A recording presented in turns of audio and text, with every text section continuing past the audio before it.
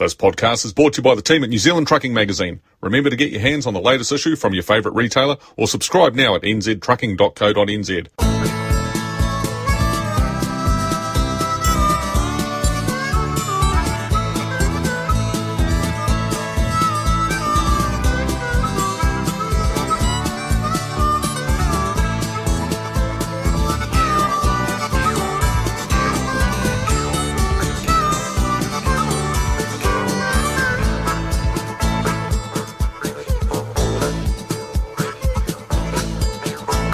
Keep on moving, the official podcast of New Zealand Trucking Media.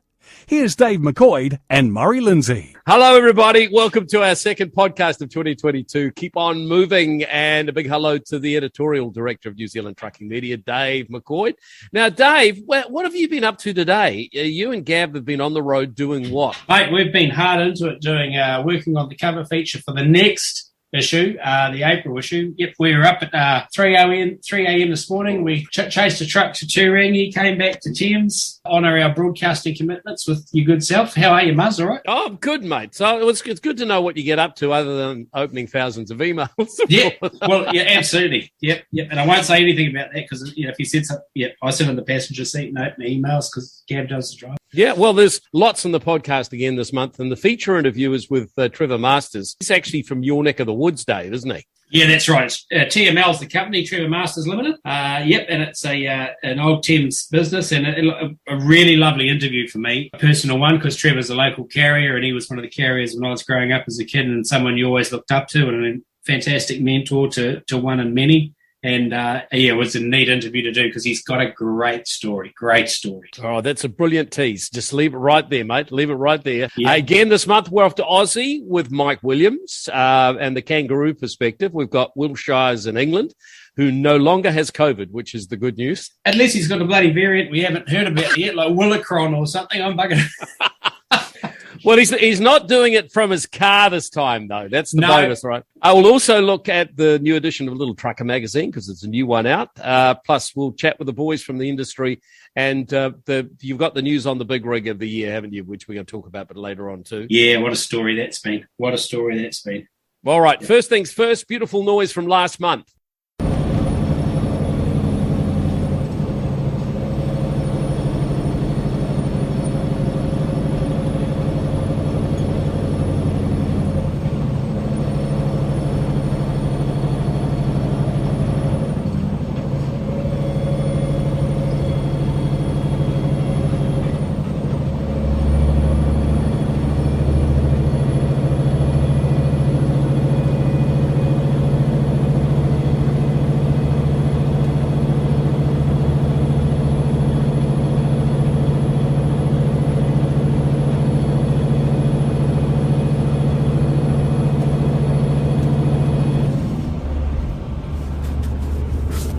All right, Dave, what was it and who was our winner? Okay, our winner, what was it, was the first question you asked. Yep. It was a V8 Scania, and I got a lot of entries saying V8 Mac, but and it's really interesting because when I did the recording, I was like, far out, that's like the microphone picks up. I'm going to be interested to hear what a V8 Mac sounds like through the mic because the Scania sounded, obviously a Scania is a very quiet truck inside, but it was really sounded like, and I could see why people went there. But the thing that really gave it away was the speed of the gear changes. Those OptiCruise AMT gear changes were so slick. And but it didn't fool Kevin Clotworthy, who came to us with a V8 Scania answer. And so, yeah, he's the winner for the month. Oh, congratulations. He gets a year's sub to New Zealand Trucking Magazine, right? Yeah, he does. Yeah, he does. Well done, Kevin. Yep, fantastic. Thanks for entering. Your check's in the post, Kev. We'll be in touch shortly. Let's get on to this month's beautiful noise.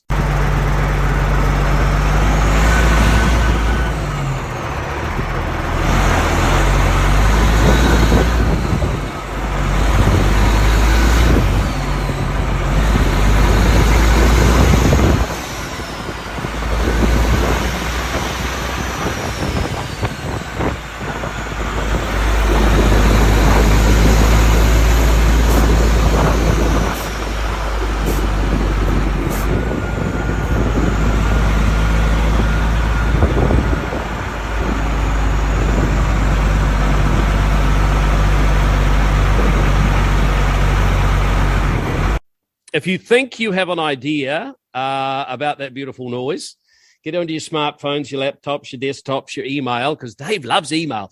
Dave@nztrucking.co.nz, and we're going to fill up his inbox, and just make sure you put beautiful noise in the subject line, because he's so busy. We need to water it down somehow for him. That's much appreciated. Okay, we'll call in the rest of the team. We've got Carl Kirkplonk. Hello, Carl. Hey, how's it going, team? And you are broadcasting to us from where? Well, actually, we're not too far away from Head Central. We're up on a hilltop here, looking back towards Auckland, and just to try and get a bit of 4G. Brilliant. Nothing like a bit of 4G. And here's the good news. Carl is now on a permanent roving commission in about a month's time with the New Zealand trucking family. So it's nice to have you aboard, and we know you won't be late to the next podcast, mate. and we got Gavin Myers. Of course, Gavin is the editor of New Zealand Trucking Mag. Nice to have you there too, Gav. Hey, mate. Right. Okay, let's do the 5-minute moot. What's our subject today, Dave? EV trucks, or alternative propulsion trucks. Some people say they're going to be here sooner than we realise, and other people say that they're not going to. It's going to be a slow grind to get here. What do you guys reckon? First thing what we need to do is limit ourselves to talking about pure electric and not bring hydrogen into the conversation, because that's a whole other topic. Oh, you spoil sport. Yeah, that just gives us another mood for another time. It does. But yeah, even then, it depends. I mean, there's such a hell of a lot to consider.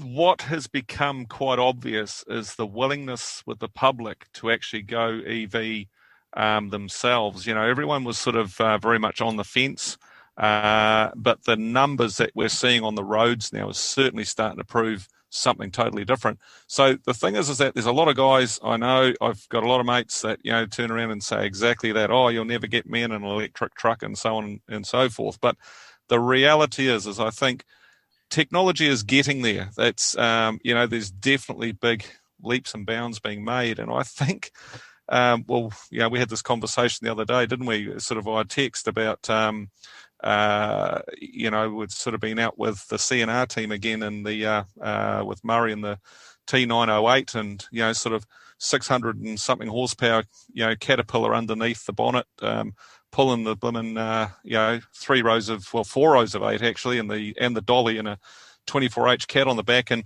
I actually posed that question there and then, you know, when will we see an electric truck that could actually do that and do it as well? And the reality is that it's probably still some time away before we get to that level. But the thing is that electric energy is already proving that it will be up to the task. It will do that job and do it effortlessly, and probably with more ease. Yeah, I think it's already somewhat there for personal mobility. The first shoots are there for metro delivery vehicles, but I think it'll still be a long time yet before we see a truck running, say, more than 200 Ks from Auckland, for example. And two of the biggest determining factors across any of those classes of vehicles is battery technology and charging infrastructure.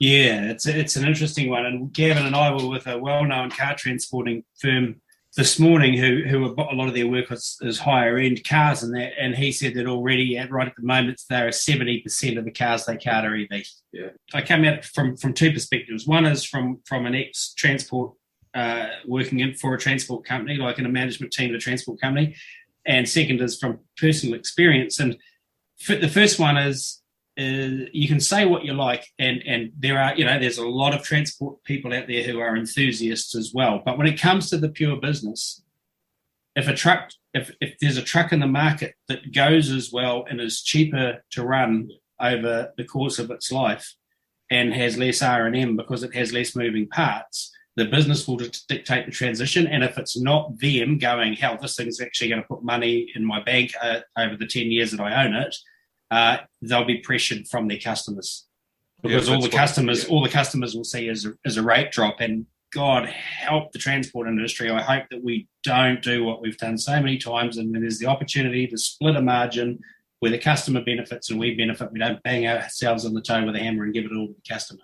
Yeah, that's right. You know, it would be tragic if in 10 years' time the EV trucks are returning no bigger margin to the transport operator and the customer's got all the benefit. And the other thing is, from the point of view of personal experience, I go back to that article I wrote called Thor's Hammer after we had our trip to Japan in 2019 and my first drive of an e-Canter. And I remember vividly jumping in the truck.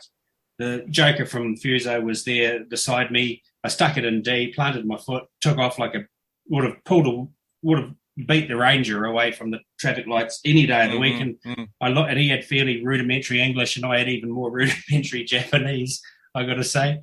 But I managed to get through to him while we were burning around the test track. I said, "Man, it goes really well. What's it go like with a load on?" And he got through to me that it actually had 7-ton GVM. Yeah. And I was like, holy shit burgers. Yeah. And so then that always brings me to, we know what we know.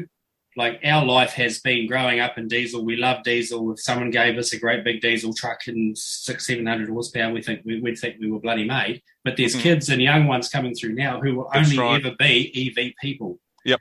And so they'll get an incredibly powerful, quiet, small truck, an incredibly powerful, quiet, slightly bigger truck, like a 22-ton GVM Volvo Actros or Fuso.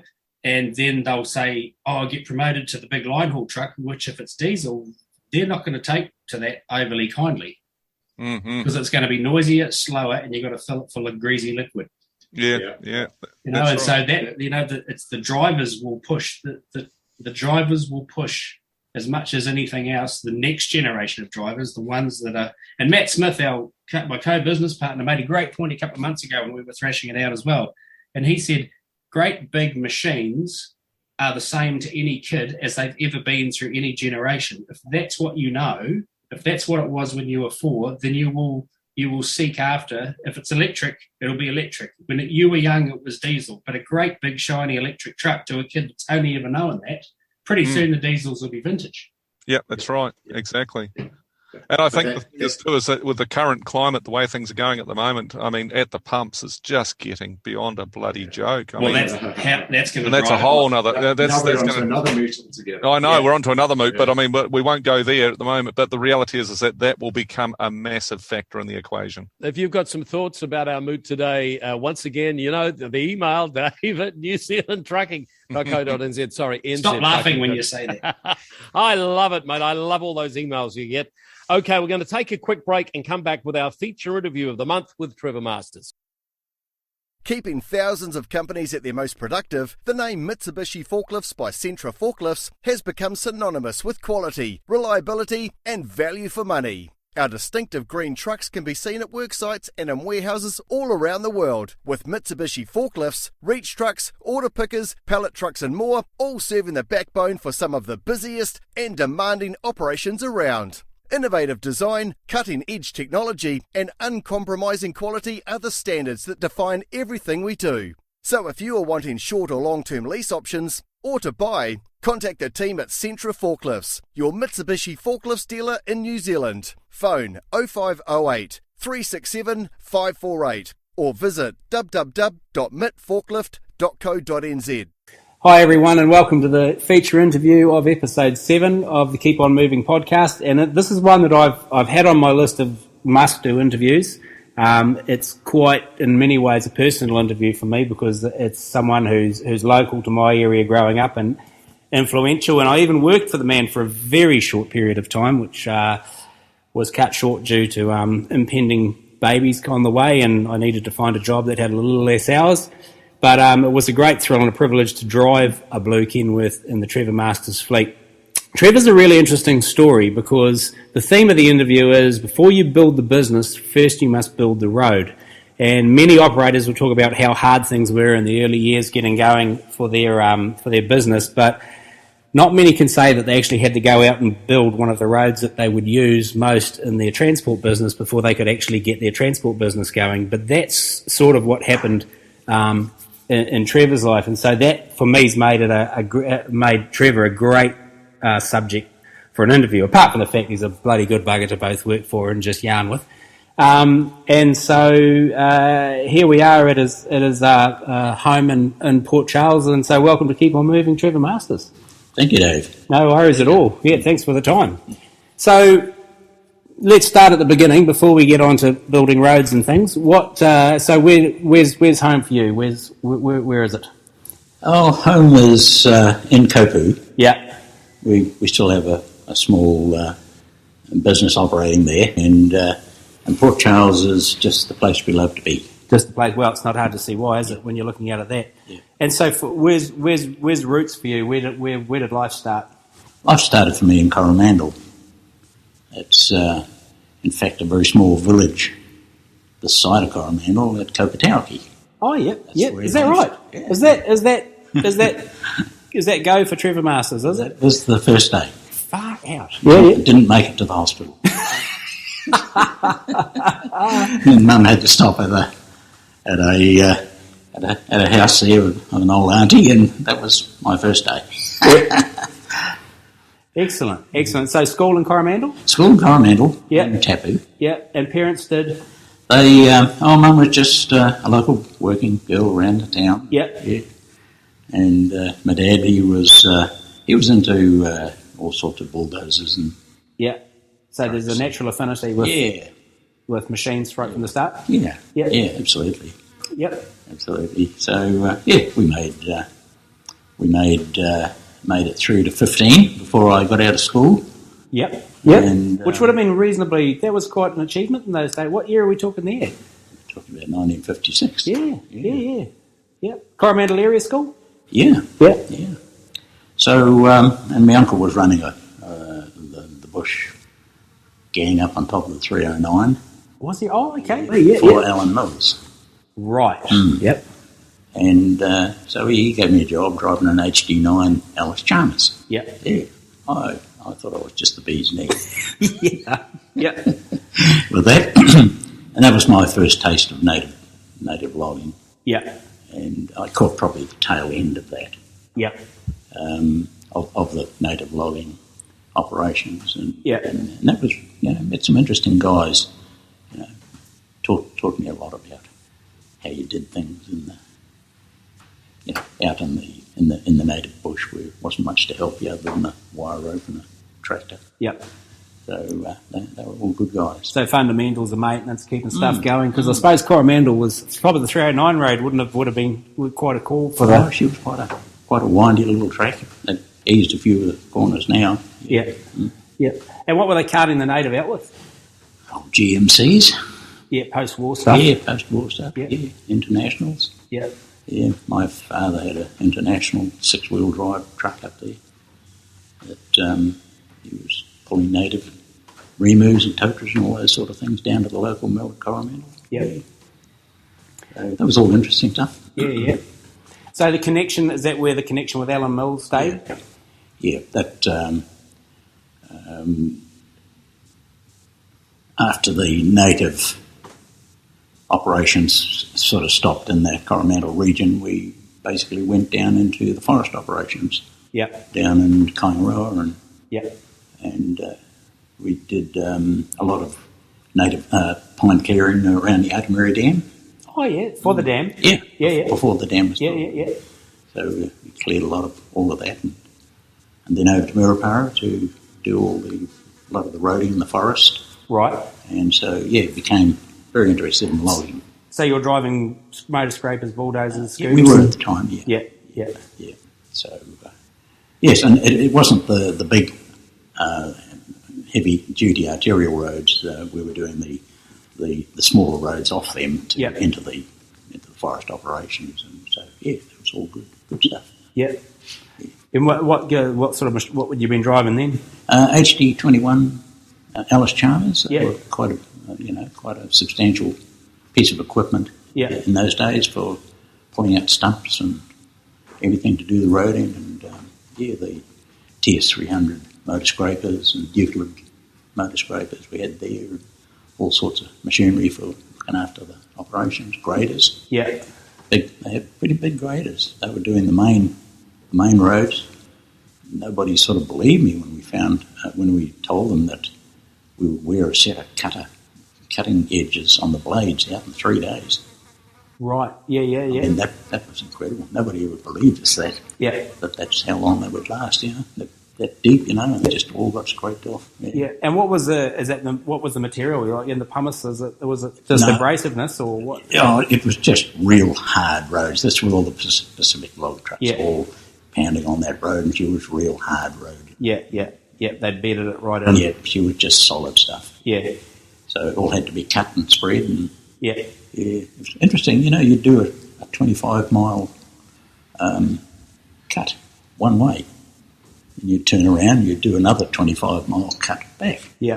Another 25-mile cut down. Yeah. So that's 75 mile of 3 passes and 75 miles. Yeah. And then you turn around and you do a 25-mile spread. And then another 25-mile spread out the other way, job finished. For a week. Yeah, for a week, yeah. Excellent. And from there? From there, the boss was chasing a bit of outside work, and because we'd been doing that down there for such a long time, that he was very keen to get into the Kirkbeck. Right. Because that was all coming up for tender. Yeah. And so there was Ministry of Works in those days. They did part of the operations. They did from the main road at Kopu into, I think, the first concrete bridge. Right, yep. I think it was. Or it might have been the second concrete bridge. And then all the hilly stuff was done left to the contractors. Right, yeah. So it was Green McCahill. They had a contract up there. Yep. Ourselves, Alan Mills, had a contract up there. And Green McCahill also had another contract on the eastern side of the Kirkbeck. Yep. On the mid there, in an area that they call the Andesite. Yep. There was a huge coal went in there that they operated on. Yeah. So it was all challenging stuff up there. Yeah. So before we get into the Kirkbeck Road proper, going back to your motor scrape, and I remember you telling me a story years and years ago about working at night, and if you turned off the headlights on the motor scrape and worked in the moonlight, you could get an extra load in or something? You want to? It was probably, I don't know about an extra load, but we had the Cat 631 motor scrapers. They had 9-speed automatic or semi-automatic. And so you had 3 shifts in each gear. And if you were going up the hill with a full load on and you turned the lights off, it was just enough, taking enough power away from the motor to let it upshift one. Oh, yep. But if you turned those lights on, you'd go down one. You'd downshift. Yeah. So it was just the power of I guess, the alternator. Yeah. Being driven, it was just enough to make that little difference. So on a moonlit night, you were more productive. Yeah. Or you may have used less fuel. Yeah, that's exactly. Yeah. So just for listeners, we've just started touching on the what Trevor referred to as the Kirkbeck Road. So for most North Island truck drivers will be well aware of the Kirkbeck Road. South Islanders, so we're talking State Highway 25A if you look at it on a map. So it is the road that connects the western side of the Coromandel Peninsula at Thames to the eastern side of the Coromandel Peninsula at a place called Hikawai. In other words, it meets the main arterial road going up the eastern side of the Coromandel. It's quite an interesting road historically in the terms of New Zealand. It is still, I think, and I'll probably be corrected on this by someone, but up until at least 20 years ago, it was the last virgin cut state highway across a main divide in New Zealand where there had been no existing road previously. So there were mill access roads on up the east and western side that were utilised, but the actual main crossing of the main divide over the spine of the Coromandel, it was a virgin cut. It was also the last road ever to be surveyed with a 22-yard chain. And I talked extensively to the surveyor, Jack Harper, just because Jack's passed away in LA. That's right. Yeah, and I had the privilege and made a lot of notes talking to Jack Harper before he passed away and about using the 22-yard chain to survey the Kirkbeck Road. And then when they decided to go ahead, they decided if they were going to build this road, it was one of the first highways to be built to what you'd call a modern spec. Like I remember when they funded it, they said that no corner was to be any more severe than a 30-mile-an-hour radius. So it was a very modern piece of roading when it was built, and it served a bloody long time before it needed any major works, didn't it? Like it did good 30, 35 years, didn't it, before they actually had to put passing lanes and shit in on it. And so there was a lot of headhunting that went on for people to build it, wasn't there, Trev? Like guys were actually recruited back in from all around the world to get into it. Mm-hmm. Yeah. And, Trevor was working for Alan Mills. And so whereabouts was your section on the road? We did immediately on the western side from the second concrete bridge, Kerry 2 Bridge, which is known as Egan's. Oh, Egan's Mill. Egan's Mill was there. Yeah. So from that bridge up for about a half a mile. You know where Hucky is? Yep, where Huckers. Yeah. Yep. So that was Gwen McHale's. Right. And our contract started there. Right. And we went from there right over the summit and down to the Andesite, which is halfway down. Yep, to the culvert itself. No, just about 200 metres before the big culvert. Right, and okay. So Gwen McHale started there, and they went down to the bridge right at the very bottom. Yep, the Takataka Bridge there. Yep, that's right. And then our contract started. Our contract started at that bridge, and then went straight over to the Tairua Bridge. Oh, okay. So you sort of had the stadia section. Yes, we had the stadia section. Oh, okay, right. Because your workshops are at the Puanui Flats. That's right. Yeah. That's right. Yeah. So how was building that must have been quite exciting for you as a young machine operator to get like a virgin cut road. Oh, mate, she was real heady stuff. Yeah. It was real heady stuff, and we had good gear to do it with. Yeah. There was no, there was no rubbish gear or anything like that. It was just top of the line gear that. So Alan Mills bought some new gear for it. He bought a lot of new gear for that. Yeah. And we had Royal Gurnick. Remember Royal? Yeah. He would come up and blast all the rock for us. Yeah. And then we had a real rock area to work during wet periods. Oh, okay. Yeah. We always had Royal busy blasting all those areas because it used to rain like something up there.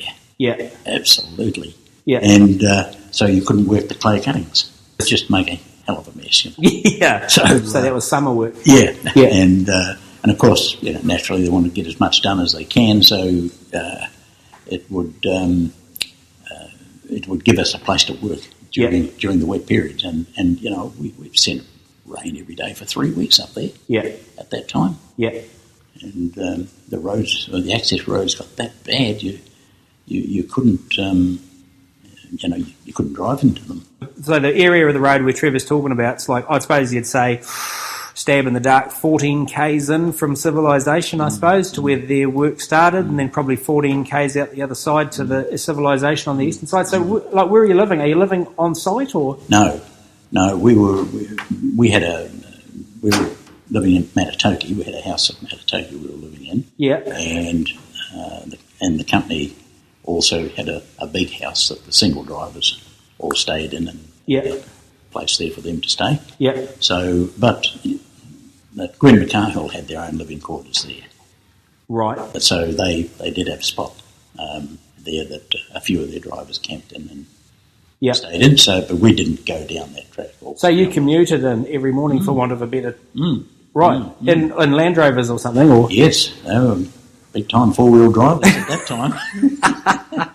And then come winter time, we had the big chains on them. Today you see chains like those things there. Yeah. Just small chains on vehicles. We had big, massive chains made up for the Land Rovers, so we could get walk through the mud. Yeah, and they were pretty good up to a point, but eventually got to the point where they couldn't get through. So the boss bought us a big army quad. Oh yeah. And they had big tyres on them this side with 4 big chains on them and rails for us all to stand on and hang on. And so how did they get the machines in originally? Like how did you get, like what were you driving up there in the sites you were working at? Like what size machine? I was driving a TD30 International. Right. Bulldozer. That's probably a fraction smaller than a Cat D9.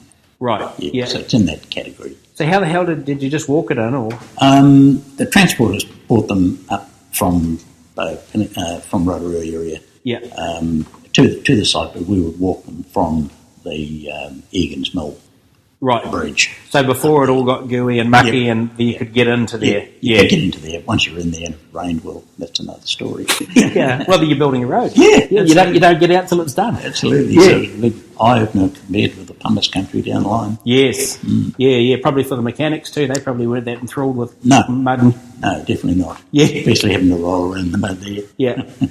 So Green and McCahill, not taking away for one moment out what Alan Mills contracts, but Green and McCahill had a couple of doozies, didn't they? Like up to Gurnick's Flat, which is the steep, and then through the andesite box cut. Yep, they shifted some massive material in there. Yeah.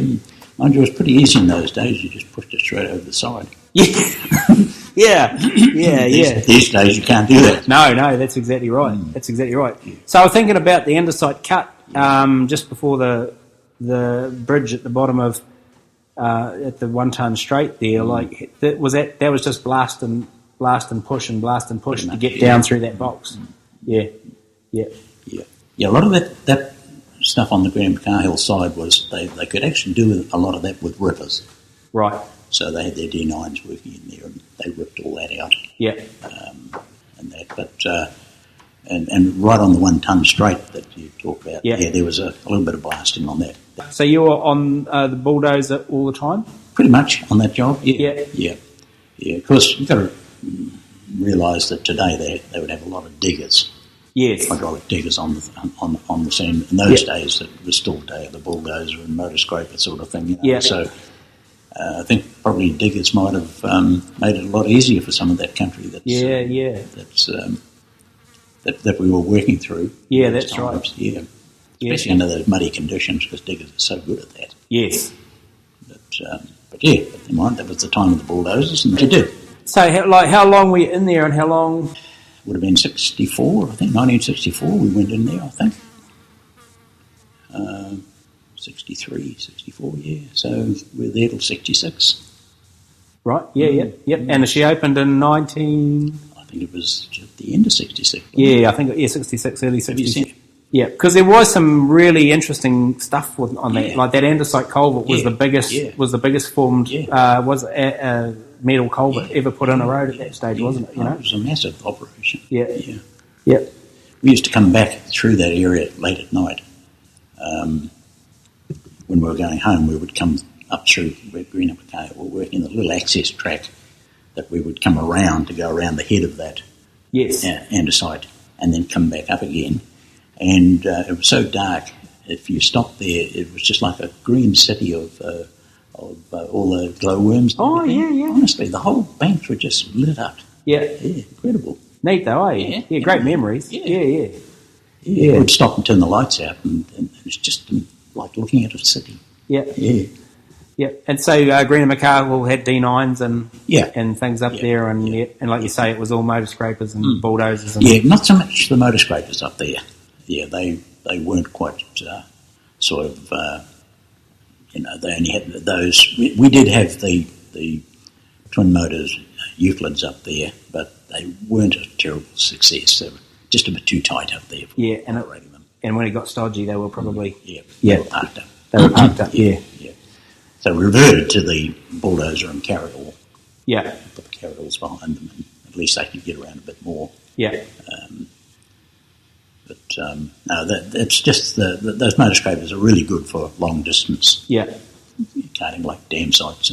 And all those sort of. Yeah, in those days it was just form the road and push the station shed off. Yeah. I mean, it just looked like a battle-scarred area, but today you look at it and it's all covered and it's all regenerated and looking good. Yeah, well, that's right. Well, I mean, nature does it herself, doesn't she? She just puts her slash clean over the side into the sea, doesn't she? She doesn't care. Yeah.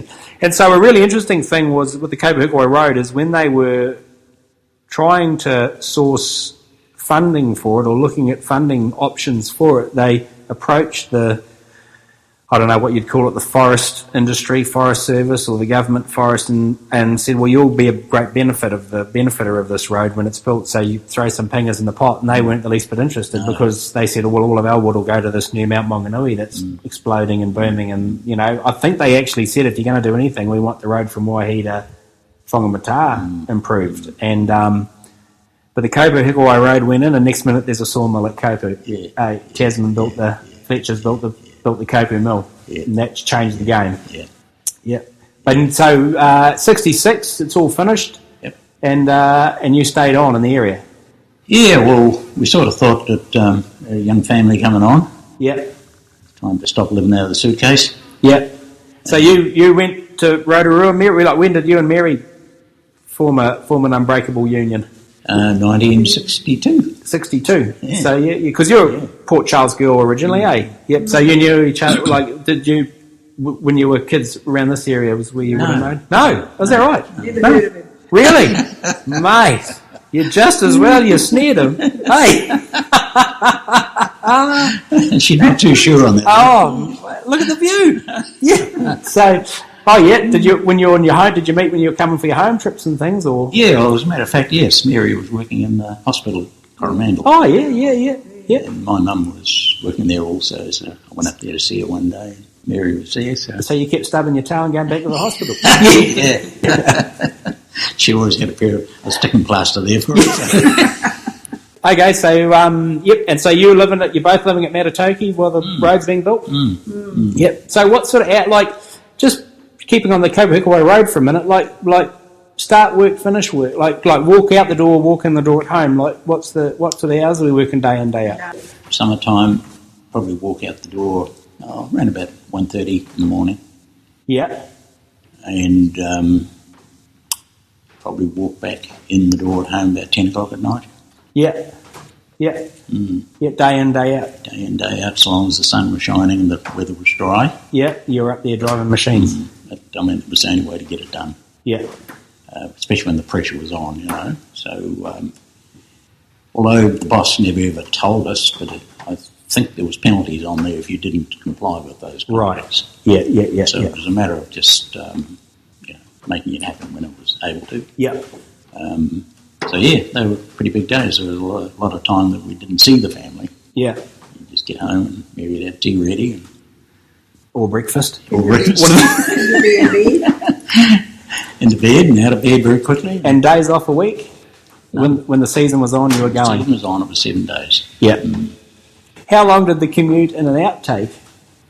From... When you got in the GMC and held on to your grab handle till you actually got to the machine? Probably around about half an hour. Oh, yeah, it's not too bad. Pretty rough. It's pretty rough. Yeah. It did get to the point where the Army Quad couldn't get in too. Right. So we all clambered onto a big bulldozer and travelled in and out on that. Flippin' Nora. And that got to the point where that couldn't get in or out. Can you remember like an instance like how far you walked into your machine on foot when all else failed? Well, from the Egan's Bridge to the summit would be 3 to 5 k's, 3-4 k's. Yeah. So your machine was always parked at Pilnui Flat? Yeah. About half a k down the other side. So about 4 or 5 k's. That was in and then out. And then out. Yeah. That night. Catch the last bus home. Yeah. Far out. But having said that, though, those days were a lot shorter. We weren't working long days like I just mentioned. In the winter. That's right. Yeah. So basically, it was all governed by sunlight. Pretty much. Yeah. Yeah, but then again, was still a long time because it took you so bloody long to get home. Yeah. Because of the bog and mud and walking and So just we were young and fit those days. So. Yeah, well, it is what it is when you're in it, isn't it? It is. Yep. So road's finished. You're going to hang around. What happens next? Yeah, what did happen next? I got a job at Donald Motors at the GM franchise. Yep. As a mechanic. Oh yeah. So you'd done your mechanics ticket at some stage, or just knowledge learnt on the job? Just knowledge on the job. Yeah. Dave McDonald owned McDonald Motors, and he said, "Yep, we need mechanics. Come along." Yep. I said, "Well, I don't know much about your GMs," and he said, "We'll show you." Yeah. Things were quite relaxed in those days. Yep. So, had a good team of guys in there. Frank Newland was there. He was the service manager, and, he was pretty knowledgeable. Showed us what was needed and just went from there. But we stayed a couple of years there, and then I actually got a job with Wally Brown. Oh, did you? Yeah. Driving? Yeah. Yeah. On the trucks. And, as a driver mechanic. Right. So I'd go and do a bit of driving. If he had a mechanical problem, well, have a gearbox blow up or something like that, we'd do all these gearboxes or engine repairs for him and so forth. And eventually morphed into full-time driving. Yeah. So got into the cattle. Yeah. And what were you driving? Oh, TK Bedford. Excellent. KH Bedford. Excellent. With the Leyland 400 in Yeah. it. You Yeah, do foil hay truck. too, Trev. Don't forget the hay. Yeah, hay. Yeah. All night. That was all night stuff. Yeah, because in those days it was always idiot bricks, wasn't it? Yeah. Like, there was no big rounds or big squares. It was, Yeah, Charlie Lyes was quite good at making heavy bales. See how strong you are. And that, so that's sort of got onto the stock trucks with Wally, and we cruised all around the country with that. It was quite amazing what place we went with that. And stock, that was an interesting. Yeah. Mm. And you always hear that when you talk to people who, at some stage in their driving career, did stock. Yeah. No one, you've very rarely struck someone that says, I hated stock. Yeah. Everyone, when they got into it, they really enjoyed it. Yeah. They had their moments, there's no doubt about that. Yeah. Every job does, doesn't it? Yeah. Yeah, battling with pigs or bobby calves or things like that. Yeah. So how far afield would you have gone for? Wild bulls off Wanganui Island. Yeah. Wild bulls off Wanganui Island. Black ones. Yeah. Crate smashers. Yeah. Oh, yeah, they'd do that right, no trouble at all. But how far? We used to go up north. Yeah. We'd travel up north and do loads out of the far north down to Westfield and backload here, there and everywhere. That would have been bracing in a TK Bedford. Yeah, okay. it was. Yeah. It was a good experience. Yeah. Yep. And from there? Well, I went on to the freight. Yeah. One of Wally's licences was a route licence. Yeah. To Auckland. Yeah. And that was open for Mondays and Thursdays. Right. So every Monday you would go to Auckland, get freight, and bring it back. And it was, being a route licence, it was for deliveries to Kopu, Matatoki, Puri and Hikatawa. Right. Monday and a Thursday. Only on a Monday and a Thursday. You see? Yeah, that's ridiculous. Yeah. Good old transport licensing. God. Yeah. Thank God those days were over. So anyhow, I did that for a couple of years, and of course, within that time, we had the Malanafi boys arrived on scene. Yep. And brought Parker Wilson out. Yep, and we're talking roughly... Early 1970s. Yeah. Yep. Early 1970s. And so the Malanafi boys had been down Kimbolton and transport and all that sort of thing, but they brought Parker Wilson out. Of course, Dave was a pretty good go-getter, and he started pushing this freight. Of course, the Parker Wilson system had a lot of route licences, and that's what Dave was interested in. The fact that Wally Brown had this route licence soon had DJ Malanafi knocking on Wally's door. And so, long story short, DJ bought that licence and driver. Yours truly. Yeah, yours truly. And so I ended up working for Thames Freight Lines with my 2-day route licence. Yep. DJ being DJ, he worked the hell out of that licence whenever he could. You work for him long enough, so you know. Yeah. So that was my step into freight lines, which morphed into provincial. Yep, in 1992. But you were long gone before it ever morphed into provincial. Right. Yep. So the Trevor Masters Limited log business came about by virtue of out of the freight lines system somewhere, didn't it? That's right. Yep, I know the story, but you can tell it. When Fletcher's built the Kopu mill, they called for transport tenders, and freight lines were one of the successful companies that got one of those contracts, and so that carried on for a year or two, and as time morphed by, I sort of felt that wouldn't mind sort of doing a bit of my own thing. In the meantime, though, I had also purchased shares in Thames Freight Lines. So I was a small shareholder, only 6% shareholder in the company at the time. So I exchange my shares for the log contract. Yes. And a licence. Yes. Because at that time, we had to, you couldn't just go and get a licence just like that. And so I took the licence that went with it and traded my shares for them. Yeah. So that gave me my first start into the log transport business. Into the log transport business that you'd taken an interest in all those years ago, and been a part of. Yeah. And interestingly, the Thames Freight Line contract that they won at the Fletcher's Mill it suddenly involved that road you'd built. Yeah, exactly, because basically probably 90% of the logs going into that mill all came from Taiaroa Forest. Yep. And the other 10% came out of Maramarua. Yep. And so you kick-started TML with what was the first? Had a international 3070. Yes. The V8 903. Yeah. Good truck? Yeah, loved it. Yeah, she was a sweet. 15-speed roadie? Yeah. Overdrive? No, I changed it to a 13. Oh, did you? Tell me why. Closer range gears. Yes. For a V8. Yeah. For a V8 that loves to be operating at high revs. Right, yeah. You see, that 903 had a max rev of, I'll be corrected probably, I thought it was 2600. Yeah. And I because a mate of mine had a 903 and with a 15, but the gap was too big. Yeah. And the V8, I reckon the V8 didn't like it. Yeah. So that's why I put a 13 in with the splitters. Yeah. And you only had a 300 rev change, a 300 count change between each gear. Yeah. Yeah. And the V8s lived it. Yes. Because they're singing on the top revs, and that's just where they perform best. Yeah.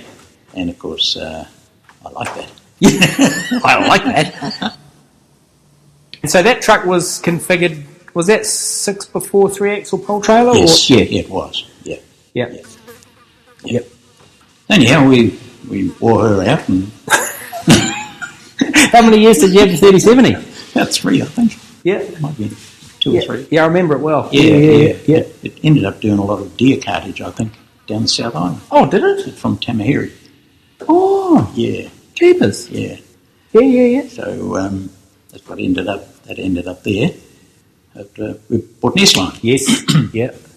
And there's a little bit of a story to the S-line. In terms of how it came about? No, I was happy to stick with International. They were good gear, you know. Yeah. And good trucks and things like that. But S-line was next in line, but I didn't want a 350 horse. Right. Oh, yeah. They only came with 350 horsepower. Yeah, and you wanted? I wanted the 400. Yeah. And so they said, we'll strip it down and change it to a 400. And I wasn't all that keen on it getting opened up. Yeah. And being converted to a 400. Yeah. I said, no, we need to just put a brand new 400 out of the box in there on the assembly line. Yeah, because you don't want your brand new 350 pulled apart and turned into Exactly. So anyhow, that was the order. And they rang me up and said, she's here, you better come and have a look. And the first thing I saw was where the engine had been stripped down. Oh, really? Yeah. So I was a bit disappointed in that. So did you take it? No. Good answer. Yeah. So what happened? Bought the 924. But you had the S-line for a while. You operated that's the first one. Oh, so we're talking first, 3070 replaced by Sorry, I might have jumped the queue a bit. Righto, yep, so 3070 replaced. The first one was the 350. Yeah, which was a neat truck. Oh, yeah. It was painted blue and it had you changed was that the introduction of, like it had that yellowy goldy info, eh? That was a neat looking machine. Yeah, that was a Tom Hunt special. Oh, was it? So Tom Hunt is a local painter extraordinaire. Yeah. And that was his design. I said, I just like the blue. Yeah. You shape it up how you want it, you know. Yeah. So he came up with all that other stuff. And so when you saw that with the gold in it, you must have gone like, oh. Yeah, I did. But I also did think, it did fit. Yeah. It did fit. Yeah. So, yes, I'm sorry, I jumped the gun on that last one. No, that's all right. No. Because when it came to replacing that one was when I ordered another one. And then I said, we want the 400 in this. Yeah, in this yeah. one. But So the 351 was a good truck to you? It was okay. It always looked a neat truck. yeah, yep. Was that 13 speed too, or 15 15. speed? 15, because Different motor. different. Yeah, You know, she was an old slogger in there. Yeah. Didn't like high revs. Yeah. And so she didn't mind coming down that extra few hundred Yes. revs Yeah. between gears. Yeah. And that counts.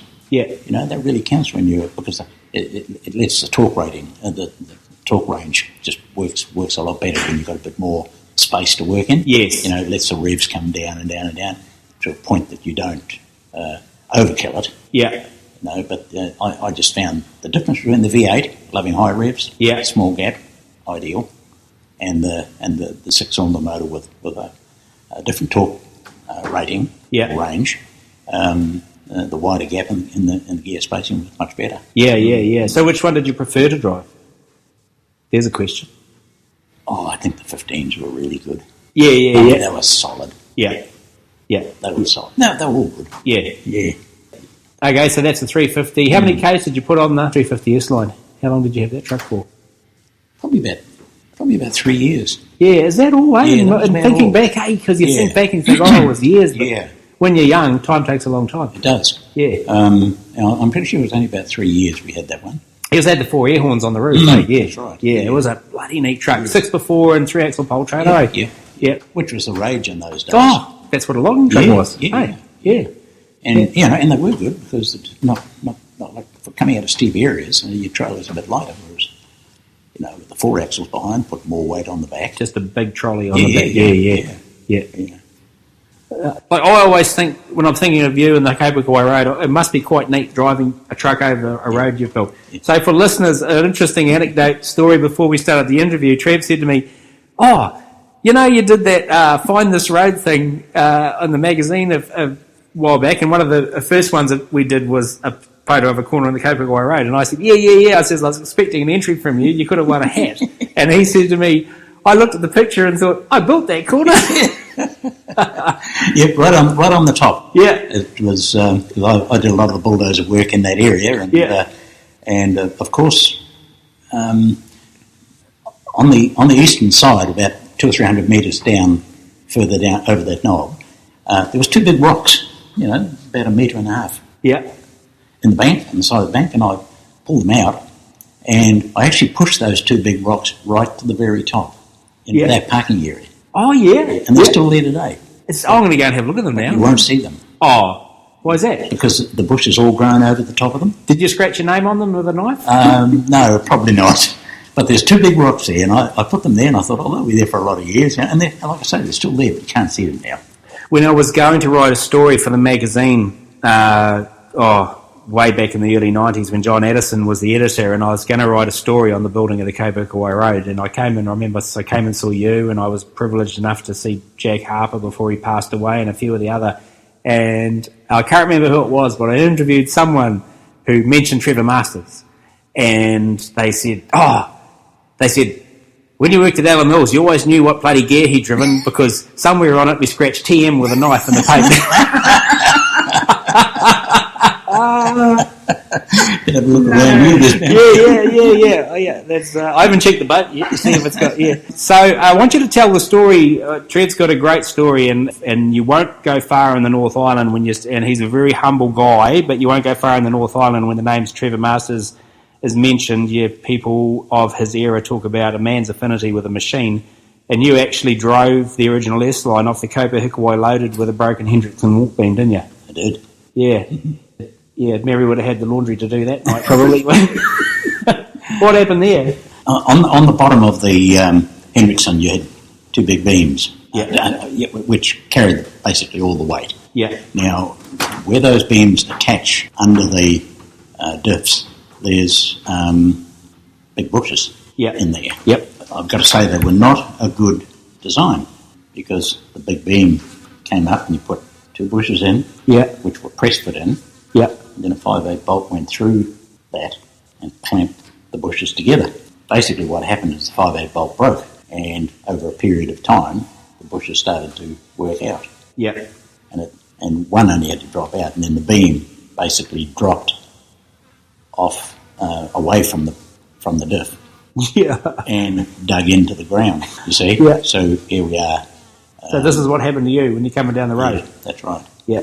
And and of course she'd leaned over very badly, and I was lucky for it. It just where it happened was ideal because it was in a cutting.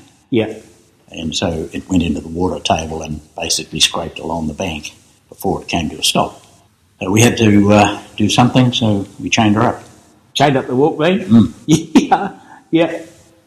Not an approved thing to do. He didn't have an LT400? Yeah. But it got us out of there and got us unloaded. So how did you chain it up? How did you... We put big jacks under it and got it right up. Yeah. And we put big chains under it. Yeah. And had a very slow trip home. So how did you keep the axle? Was it all involved in the chain up process? Yeah, it was all there. You chained it back into its slot? Back into its slot. Yeah. Yeah, it wasn't a good looking thing, but...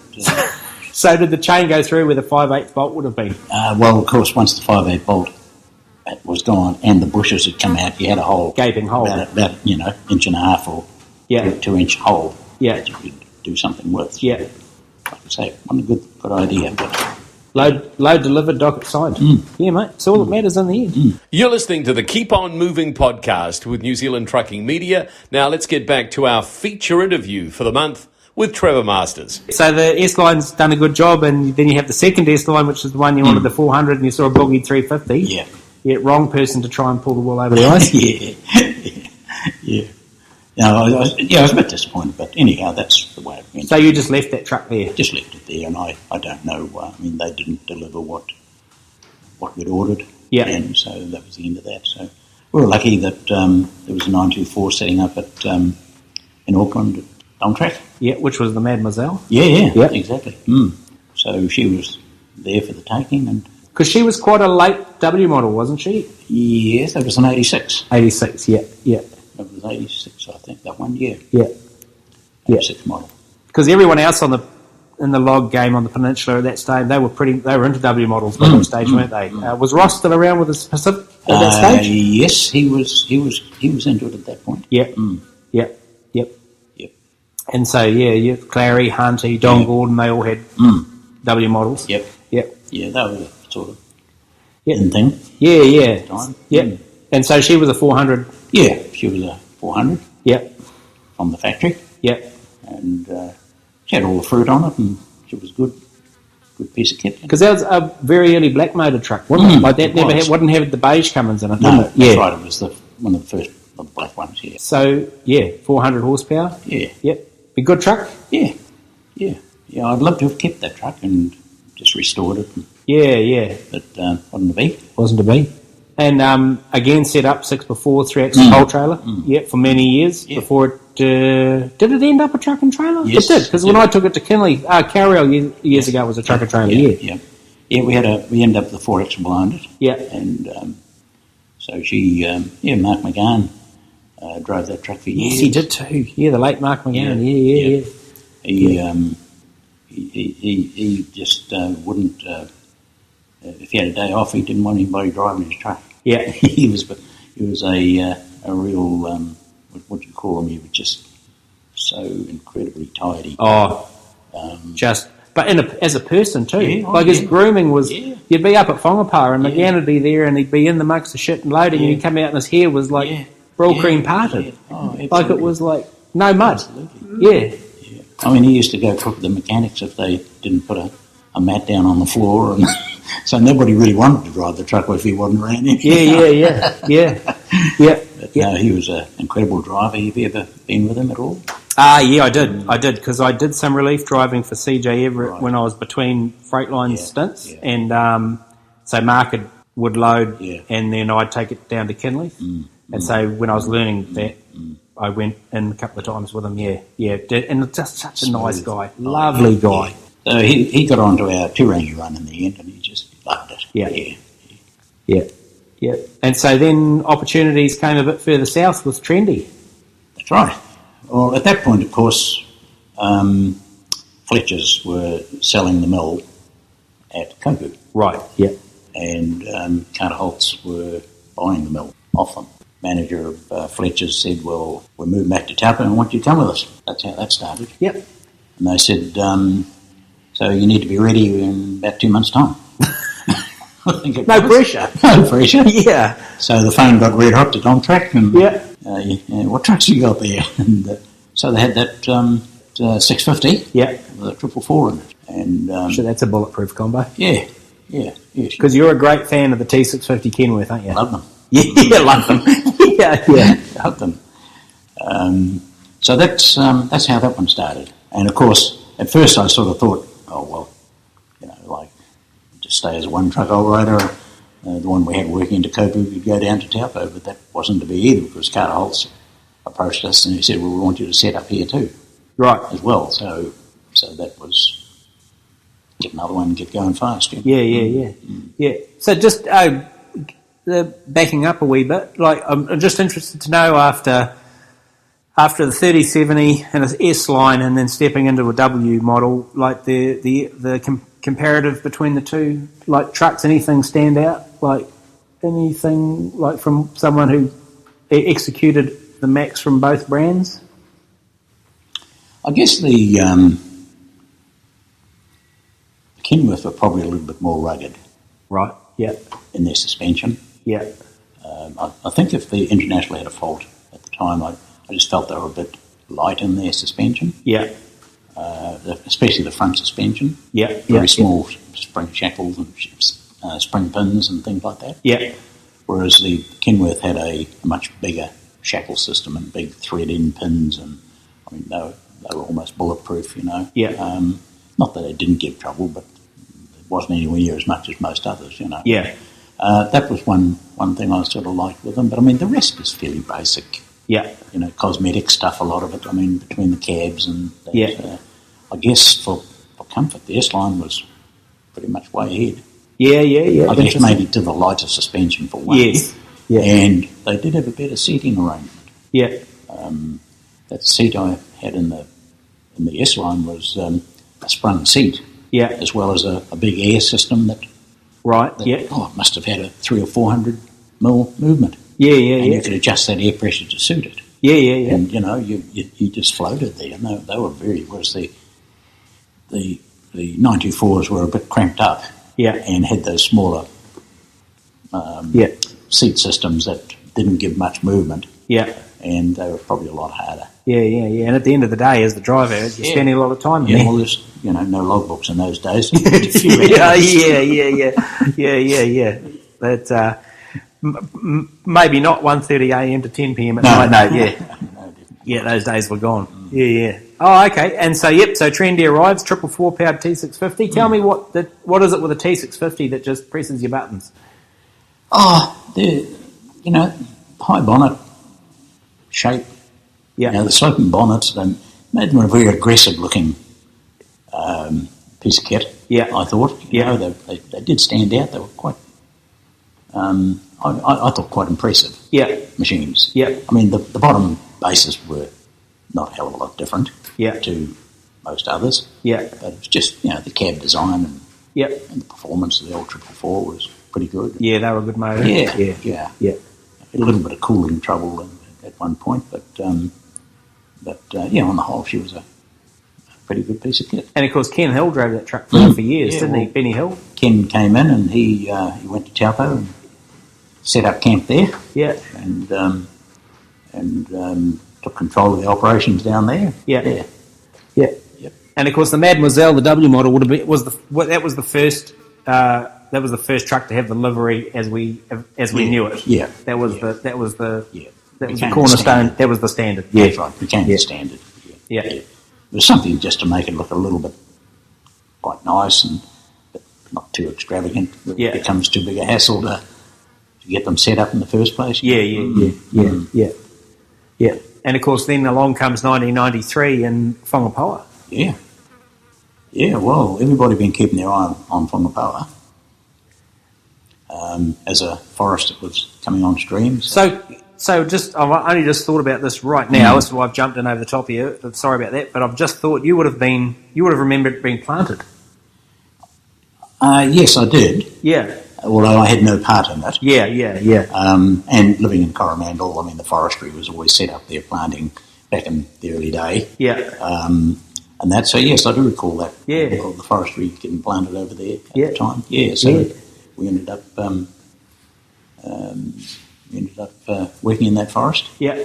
But of course, that our operations in Whamapoa came about by our association with DJ. Back to the back to the we association. Yeah. A good working relationship with DJ, and he rings me up one day in typical DJ fashion. You know what he's like. Hey, champ. Yeah. What are you doing about Whamapoa? Yeah. And so him and I got talking, and so we decided to tender for the contract. Yeah. And so we went into it together, and we both put a fleet of trucks in, and so that was the start of building up for that. Because having been in there and amongst it at the time, you know, a big move for him, but shit, a big move for you. Absolutely. Yeah. And short time. Again. Yeah. And the two trucks you put in there, like obviously you pulled Trendy home from Taupo had finished, hadn't it? Yes, we brought it back. Yeah.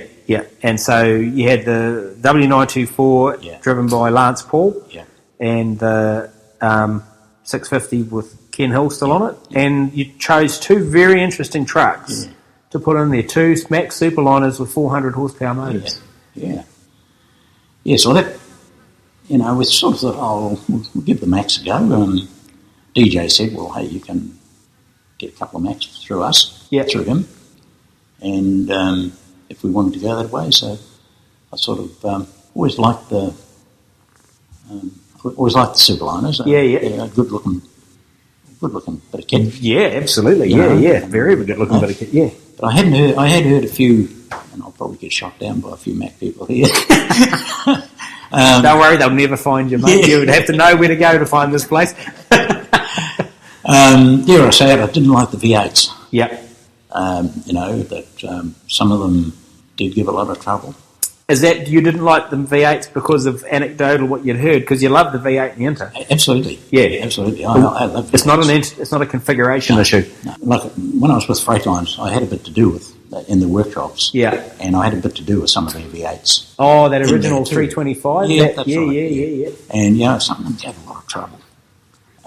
All little stuff, but it was all stuff that stopped them going to work in the mornings, and that's so I thought I didn't really want to go down that track, you know. So I sort of thought, well, we'll stick to something simple. Mac Boys said that they put the 400s in there, you know, and they were going well, and DJ had a lot of the 400s. Yep. And his other trucks, the same motors, the E7s, I think. And they worked really well. What made so the Superliner thing was because he was going CHs. He put 4 CHs on. You put 2 Superliners, and so it was a cosmetic thing that made you choose the Superliner. Just a better looking truck. Yeah, to me. Yeah. That's right. Yep. So, I sort of I know that the trends were going to the CH type style, you know, rounder and all that sort of thing. And that's fine too, you know. I mean, they had their own good things going about them. Yeah. But I just like the... Yeah. And might have a little bit of an ulterior motive, but I have my eye on one driver that likes Superliners too. Right. Okay. Mr. Harkner. Yes, I was just going to say, and we're visiting Mr. Harkner soon. Oh, yeah. Yes, Oh, yes. Don't you worry about that. And he knows I'm coming. Oh, good. Yeah. Lay it on him. Yeah, absolutely. Yeah. Just digressing for a moment, you've seen Alan Tanner's restored the original 380 Cat. So I hear. Yeah. Have you seen it? No, I haven't. Just fantastic. Yeah. It was in our yard, or my ex-yard. Yeah.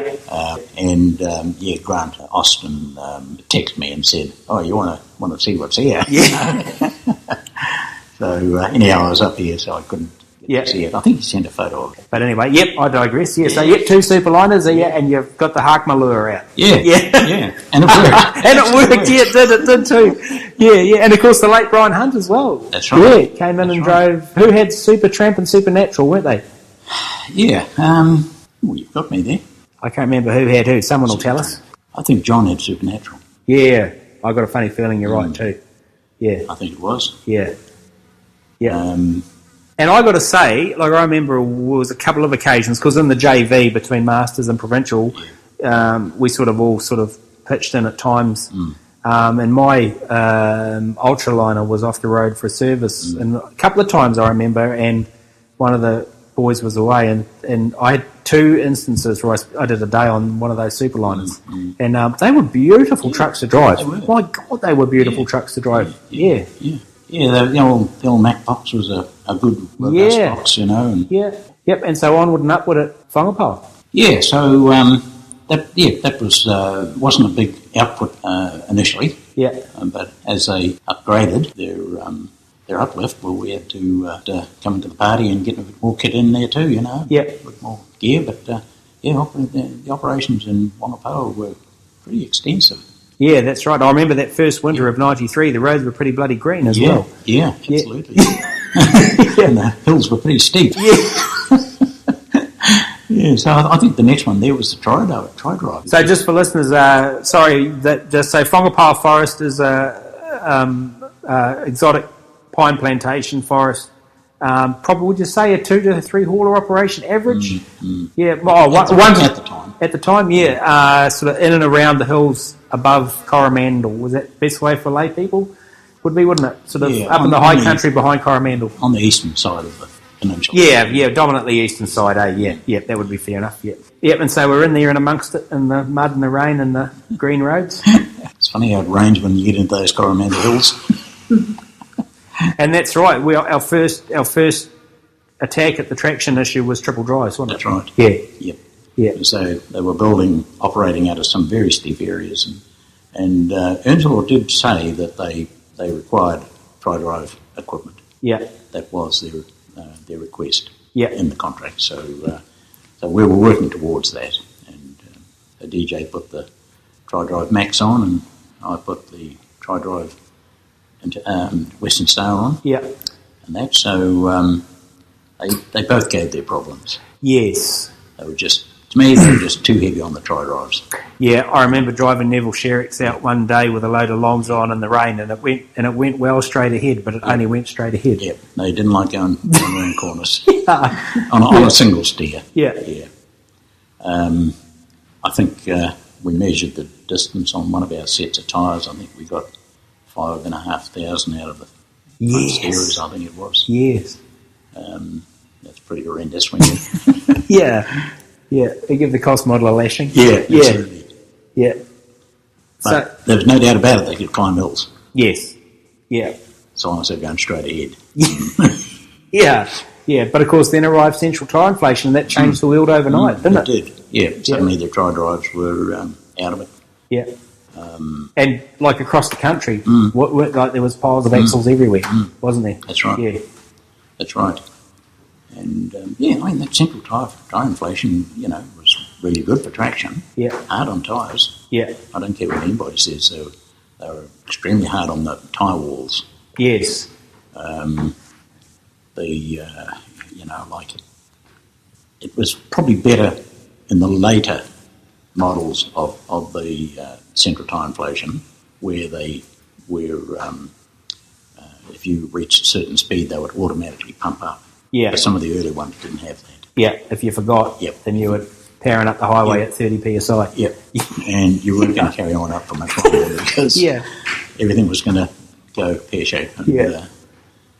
And you were sitting on 8 flat tyres. Yeah. And, there were little things like the drivers would come in at night, and if they didn't turn the taps off, all the taps on the wheels, they'd arrive at 3 o'clock in the morning to go to work sitting on 8 flat tyres. Yeah. If one was leaking. Yeah. Or something like that. Yeah. And, they just... Yeah. And they're all off the bead. And, yeah.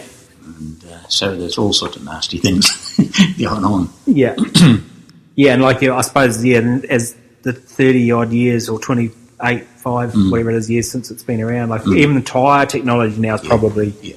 They've made sidewall-specific CTI tyres, Yeah, I had a little bit of a discussion with John Long, because he was in the transport department. With the vehicle testing and that, and he sort of, I expressed my, not dislike, but concern, I guess, over central tire inflation for some of those reasons, and that. And he was good enough to follow up on some of those things, and some of the design people that were involved with the lawmaking of it. One of them got in touch with me, and we had a discussion about those things to try and improve on them, But you still can't get away from the mechanics. Of driver having to turn those taps off, or the automatics systems coming through, But anyhow, they're there. Yep, and they ain't going away. They're not going away. Yeah, and it's finding itself in more and more applications now, and I think it's certainly come a long way from, because I remember those days of those that sort of it's a great system, but it's in its infancy. Yeah, and I was dead against them on the trailers. Yeah, I could never understand that. That seemed ridiculous. Yeah, you actually want your trailer to be as tight as you can. You're just back to square one if you let its tyres down as well. Yeah, they were dreadful. Yeah. But of course, the forest companies would say to us, you need to have them on the trailers, And so we did put them on there, but they were no end of trouble. Yeah. Absolutely no end of trouble. Yeah. Yeah. Worse still when you're trying to get the COG down. Yeah. So we're using as smaller tyres as possible to keep the COG down. Then you had to put central tyre inflation on them, which those short wall tyres can't stand. Don't like it at all. They can't stand that low pressure. Yeah. Yeah. And too many points to leak. You're charging up the axle. Yeah. The air hose went into the centre of the axle to go out to get into the what do you call those things on the end? Yeah, the spindles. Yeah, whatever. Yeah. To get into the hoses to get to the tyres, all came through the centre of the axle. Yeah. Just too many points to leak. And of course, you're almost heading back to you're creating the original problem, because you're increasing the rolling resistance of the entire unit, makes the drive wheels harder to put. So That's right. Yeah. So is that Western Star was a good truck to you? No. Oh, really? Is that right? Yeah. Because your second one was, your second one's been a great machine. Marvellous machine. Yeah. 4884 series one, It's beautiful truck. Yeah. Fabulous to drive. Yeah. Loved it. Yeah. But the first one, no, we didn't keep it for a long time. Because one, just what we talked about, CDI came along. Yeah. Two, we had a lot of issues with that particular truck. And diffs couldn't really stand the front diff especially. It was the type of suspension they used on the tries at the back. Yep. And they wobbled, like when you put it in gear to take off, the front diff would stand up, want to stand up, so the drive shaft's like that. Yeah. And then she would lock up on the drive shaft, on the U-joint. Yeah. And of course, it's got to go somewhere. Oh yeah, yeah. And of course, the second and third diffs are doing the same thing. Yeah. Because they'd all go back together. Yeah. Like that. Whereas the Max didn't have that. They had a different suspension. Yeah. And so their diffs were more lock solid. Yeah. And they couldn't rock like that. But the type of suspension that was on that Western Star allowed them to rock. And so you had three drive shafts to deal with, and they all didn't like what was happening to them. And we didn't have any actual diff trouble with the second and third diffs, but we had a lot of trouble with the first diff on the power divider. Yeah. Tearing the power divider to pieces. Yeah. And then the reverse to that is going downhill, and of course engine brakes are so severe. Yeah. They've got a lot of horsepower in retardation. Yeah. The diffs roll down. Yeah. You see? So then you've got the drive shaft like that. Yeah.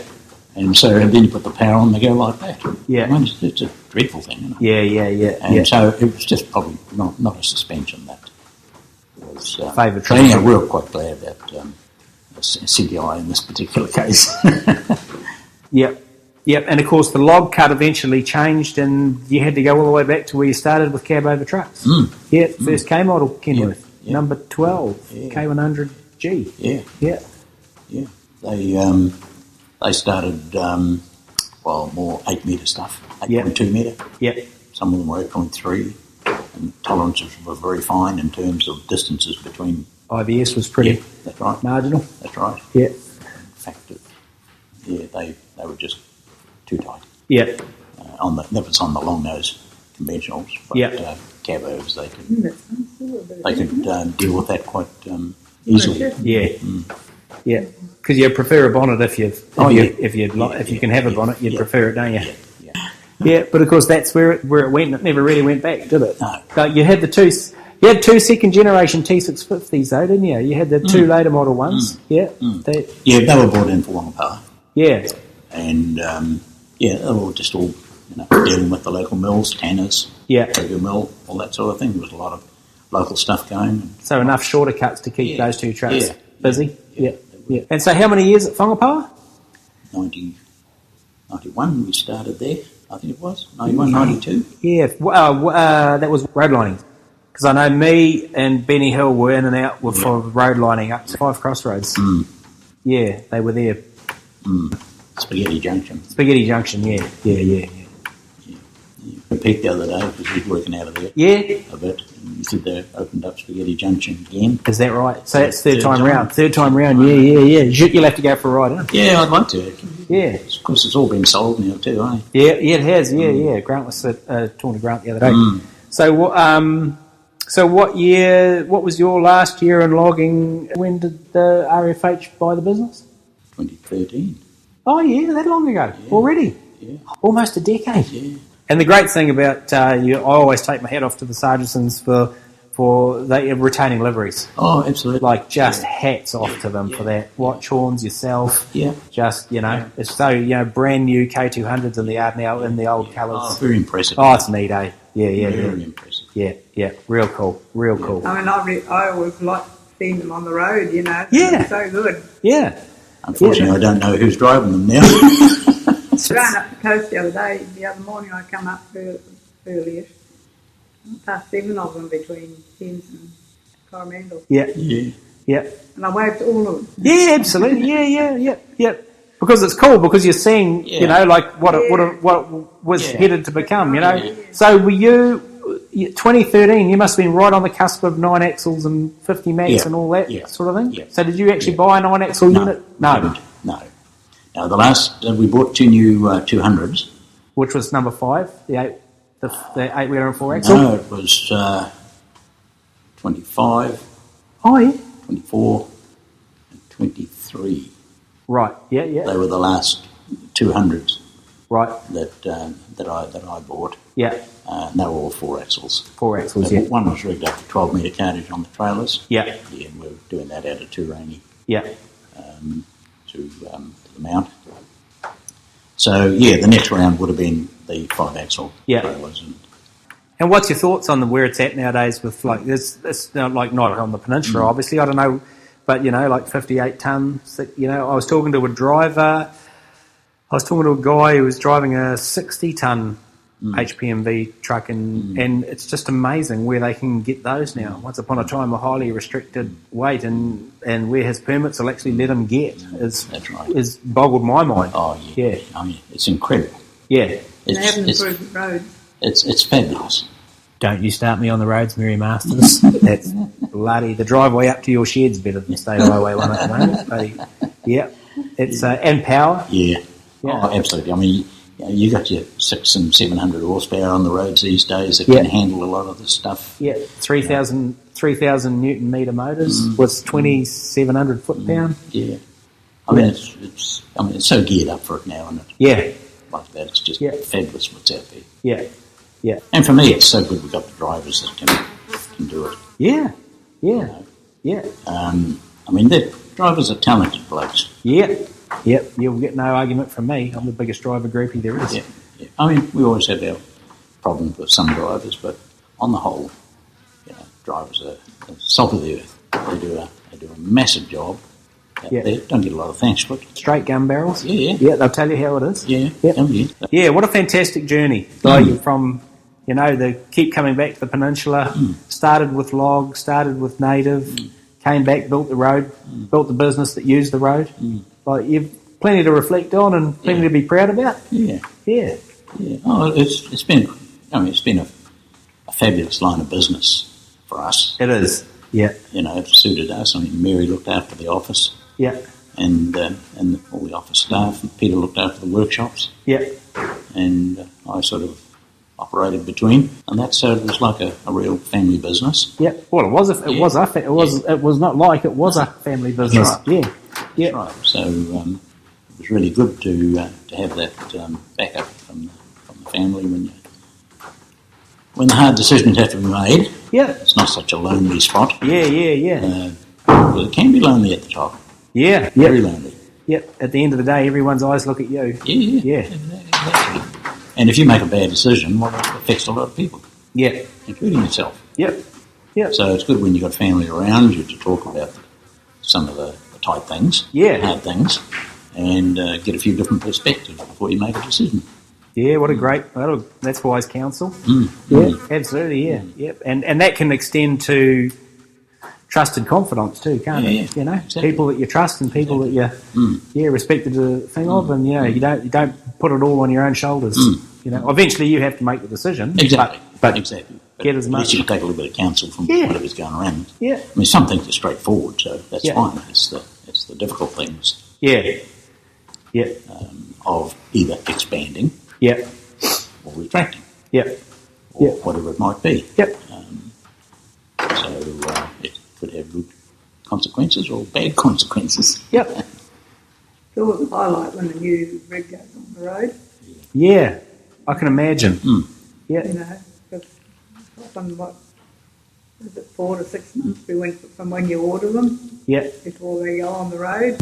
You know, like sometimes you get a lot of work dumped on you, and you might go out and see a bit of work, and suddenly you've got it, and suddenly you think, oh God, what am I going to do this with? So your preference is, well, my preference has always been Kenworth. You know, they're a good solid workhorse. You can't always buy them, or you know, at the time we were dealing with Ken, he'd say, look, mate, we can't get it here within 4 to 5 months. The contract starts in 2 months. I need it Monday. So you start ringing around, you end up sometimes you end up buying plant that you don't always want. But at least you've got it. And sometimes those things pay off, sometimes they don't. Can you think of a bit of plant that you had to buy that was second option while you were waiting for first option that ended up being a bloody good vehicle? Well, I'm afraid to say that a lot of the second options were I wished I hadn't. Love it. Golden. He was always hard on the not buying second-hand things. Well, it's such hard country. If you haven't known it from when it was new, and even if it's an honest truck, if it's given its heart and soul to someone else, they always give their best to the first buyer, the first owner. Oh, absolutely, and that happened with us. We only ever had one second-hand truck, and that was Clary's. The Mountain Cat. And we paid for that. At the end of the day. And, but it was a means to an end, wasn't it? To get his work. But that's just the way it goes. It's a bit disappointing though. When I say there was none, really, the fact is we did have a few odd boards that I can't actually say in all honesty they were bloody good wagons. They weren't. They were nothing but bloody trouble. And you've got to poke new gear at that country, don't you? I remember one truck I bought off Kenworth. It was a new one. It was just they had it in the yard. And Ken said to me, you better be quick if you want it.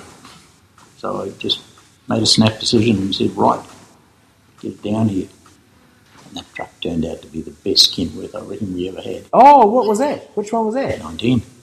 Oh, the cat-powered, the one Yoge's on now. It's been a toiler, hasn't it? Oh, mate. The C15 in it. And you're not a cat man. I am now. You are now, It's still in that fleet. I get the toot every morning. Who's on it now? Yoge. Oh, Yogi there. That's got to be one of the best trucks ever. It's just given no grief. A couple of little things, but that's nothing. But just gone and got another load. And sweet to drive.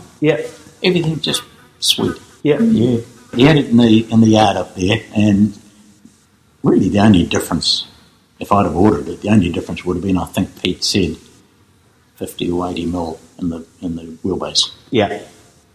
He would have required it 80 mil longer. So it'd come in to be a freighter, freight truck. Yeah. But they didn't take it for whatever reason. Yeah. And so Ken reckoned, he rang me, he said, try it. Yeah.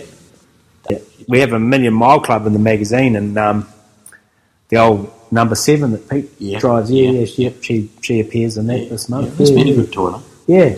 Yeah, well, any truck that can do 1 million miles, basically spending its whole life carting out of here, deserves a plaque and a cap. Oh, yeah, well, it's 1.5 million out on the highway, isn't it? Yeah, absolutely, yeah. And he said, what did he say? He said it's done 1.9 with a rebuild it. Yeah. With a rebuild at 1 million, he said, You know, and there's a lot of operators these days, they are waking up at last. I mean, they are looking after their fleets. Yeah. More now than what they used to. Yeah. The old days, they wouldn't oil change them, and they didn't. You know, they would just put to work and keep on working until something busted or whatever. Yeah. A different culture. Yeah, there is a different culture out there nowadays, I think. And of course, you've got fleet maintenance plans as well. Where So, you know, what's caused this? Why is this? Well, you know, I think the NZTA have sharpened up. Yeah. You know, these roadside checks, they're a good thing. Yeah. They keep everybody on their toes, and I'm all for it. Yep. You know, nothing used to please me more than to hear a driver call up and say he's been called in for a roadside check and everything's good. Yeah. You know, and so that to me is a hands up for our workshop. Yeah, it is. Yeah, that's right. But my brief to Pete was all trucks must, you know, be legal on the highway. They all must start in the morning. Yeah, that helps. And they all must work and come back at night. Yeah. You know, with no hassles because of bad maintenance or things like that. Yeah. And he was pretty sharp on it. Yeah, absolutely, yeah. Oh, well, that's been an absolutely fascinating, that was exactly the chat I was hoping it would be. Oh, good. Yeah, and so thanks for your time and for giving us a couple of hours on a Sunday afternoon looking out at Port Charles and talking about pulling wood off the Coromandel and building roads. Absolutely. Okay, thanks, Trevor. Our pleasure. Thanks, Mary. This is the Keep On Moving podcast. Thanks for being part of it. And it's time now to talk. Is it the official title, the Rig of the Year, Dave? Top Truck of the Year. Top truck. Okay. Yeah, it's our top truck poster of each month. And so what happens there, Mo's, just to fill you in, is we have the 11 top trucks of the 11 magazines, like the monthly winner of the top truck poster, and then we chuck it into the public cauldron to vote, and they decide which one they want as their top truck of the year. Have we got a winner, or what's going on? Yeah, we do. But my goodness, what a story! What a story! And this truck, actually, you know, in many ways, it's so fitting for the truck that won it because it typifies. You know, the truck is the heart haulage anti-bullying Western star. It won unanimously, but interestingly, like it was still a reasonably close fought race. But the theme of the truck is obviously resilience, and my goodness, talk about the appropriate truck to win it, because just after we had the vote, Auckland went into the Dome City lockdown, so the truck was trapped in the Dome City last August, September, so we couldn't get to it to give it its prize. Just after the good mother of the nation released Auckland from the Dome, a loader inadvertently did some minor cosmetic modifications to the front of it, and so that had to be repaired over Christmas. And so we got this bloody window of opportunity last month, and we were like, give it the prize. So 6 months after it won, it's normally a month after it wins, but 6 months after it won, we met Barry and Josh Hart. Captain Carl and I, Gav was away on assignment somewhere. Isn't that right, Carl? And we presented the painting, the picture, and the voucher for the tyres. It was actually quite funny though. It was that comment that was made that it was in a fert shed or grain shed, sort of unloading and so forth, and it was swinging round to be, you know, sort of put in position to tip off and so forth. And the loader came back and hit it in the snout. And it was a bit like the bully being bullied sort of thing. It was like there was a big bully in there punching the truck in the nose sort of attitude. So it bounced back though. I mean, the boys have done an amazing job. You wouldn't even know looking at it yesterday. You just couldn't pick it. It's absolutely look great. Josh keeps it sharp and but yeah, great family, great story, and very fitting winners. And hey, just a huge shout out on the podcast can't say enough. Dave Lester and the team at Power Retreads for their just endless support of the top truck monthly, yearly price. They're great bloody people at Power Retreads, mate. And I hear their recaps are every bit as good as their culture. Yeah, exactly. I mean, for Dave to jump in the ute on, like at last minute, we organised it all sort of over the weekend. Sunday afternoon, he's jumping in the ute to drive to Auckland to stay in a motel to come to us, on Monday lunchtime, do the presentation, and literally turn around and head back to Napier. Yeah. What a man! What a man! This is the Keep On Moving podcast. I think we might head off to Aussie with Mike Williams. Firstly, a little waltzing Matilda. Oh, brother.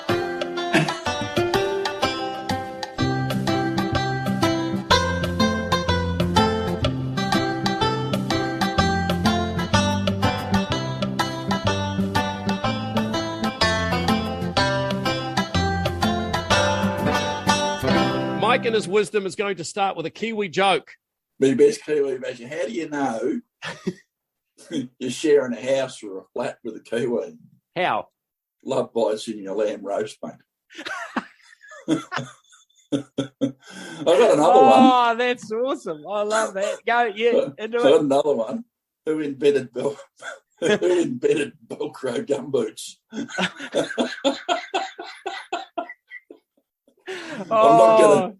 That's gold. But I'll tell you what I do love New Zealand, and I'll tell you what I love about New Zealand. Fred Dagg, mate. Yep. If it weren't for your gumboots, where would you be? That's exactly right. Hey, listening to last night's podcast and really interesting interview with Pete Cowan from the Rail. I thought that was really cool. Queensland Rail have come on board and they've sponsored a bit of a safety program on the podcast, level crossings and things like that. And Pete was first up. We're going to be doing a few more interviews with engineers talking about rail bridge strikes and all that sort of stuff as well. So had a bit of a laugh. He doesn't have a Casey Jones hat. That disappointed me, so I had to send him one of our podcast hats. So yeah, and it's interesting because you wouldn't. I think they probably do. Like you wouldn't, if you were going to row across the harbour, you wouldn't row across in front of the Maersk container ship. But people don't seem to have the same sort of caution when it's like a train. No, it never ceases to amaze me, mate. If you've just got to have a bit of a Google or use your favourite search engine, Yeah. And I saw one the other day where a car had actually stopped behind the boom gate, decided we weren't waiting anymore, drove around the boom gate, and then got cleaned up by the train.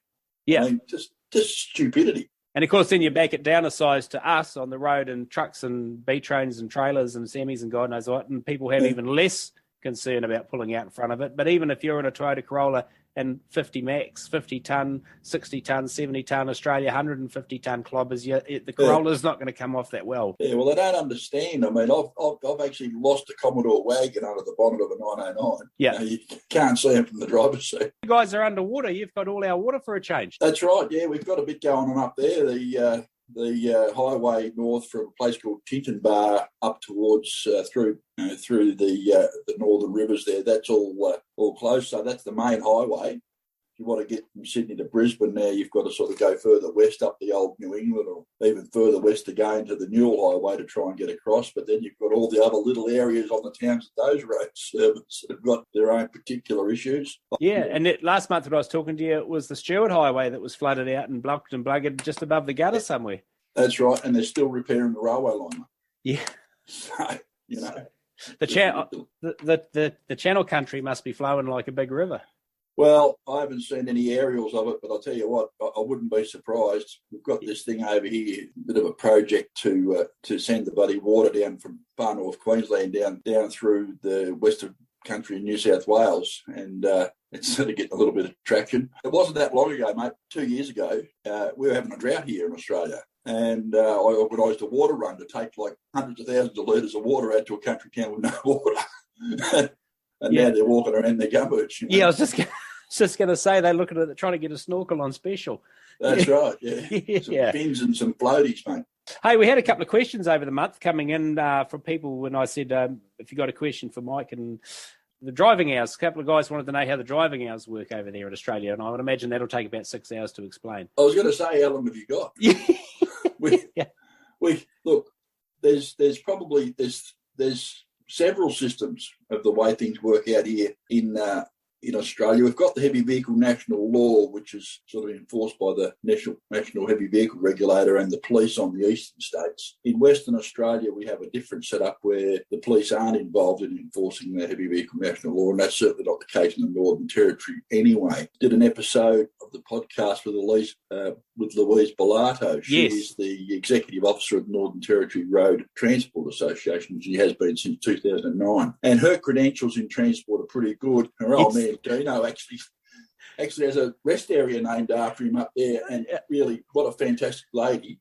Yeah, I was just going to say, if someone called Bellato in the Northern Territory stands up and wants to talk about trucking stuff, you better listen. They were she was part of the initial consultation process on the HVNL.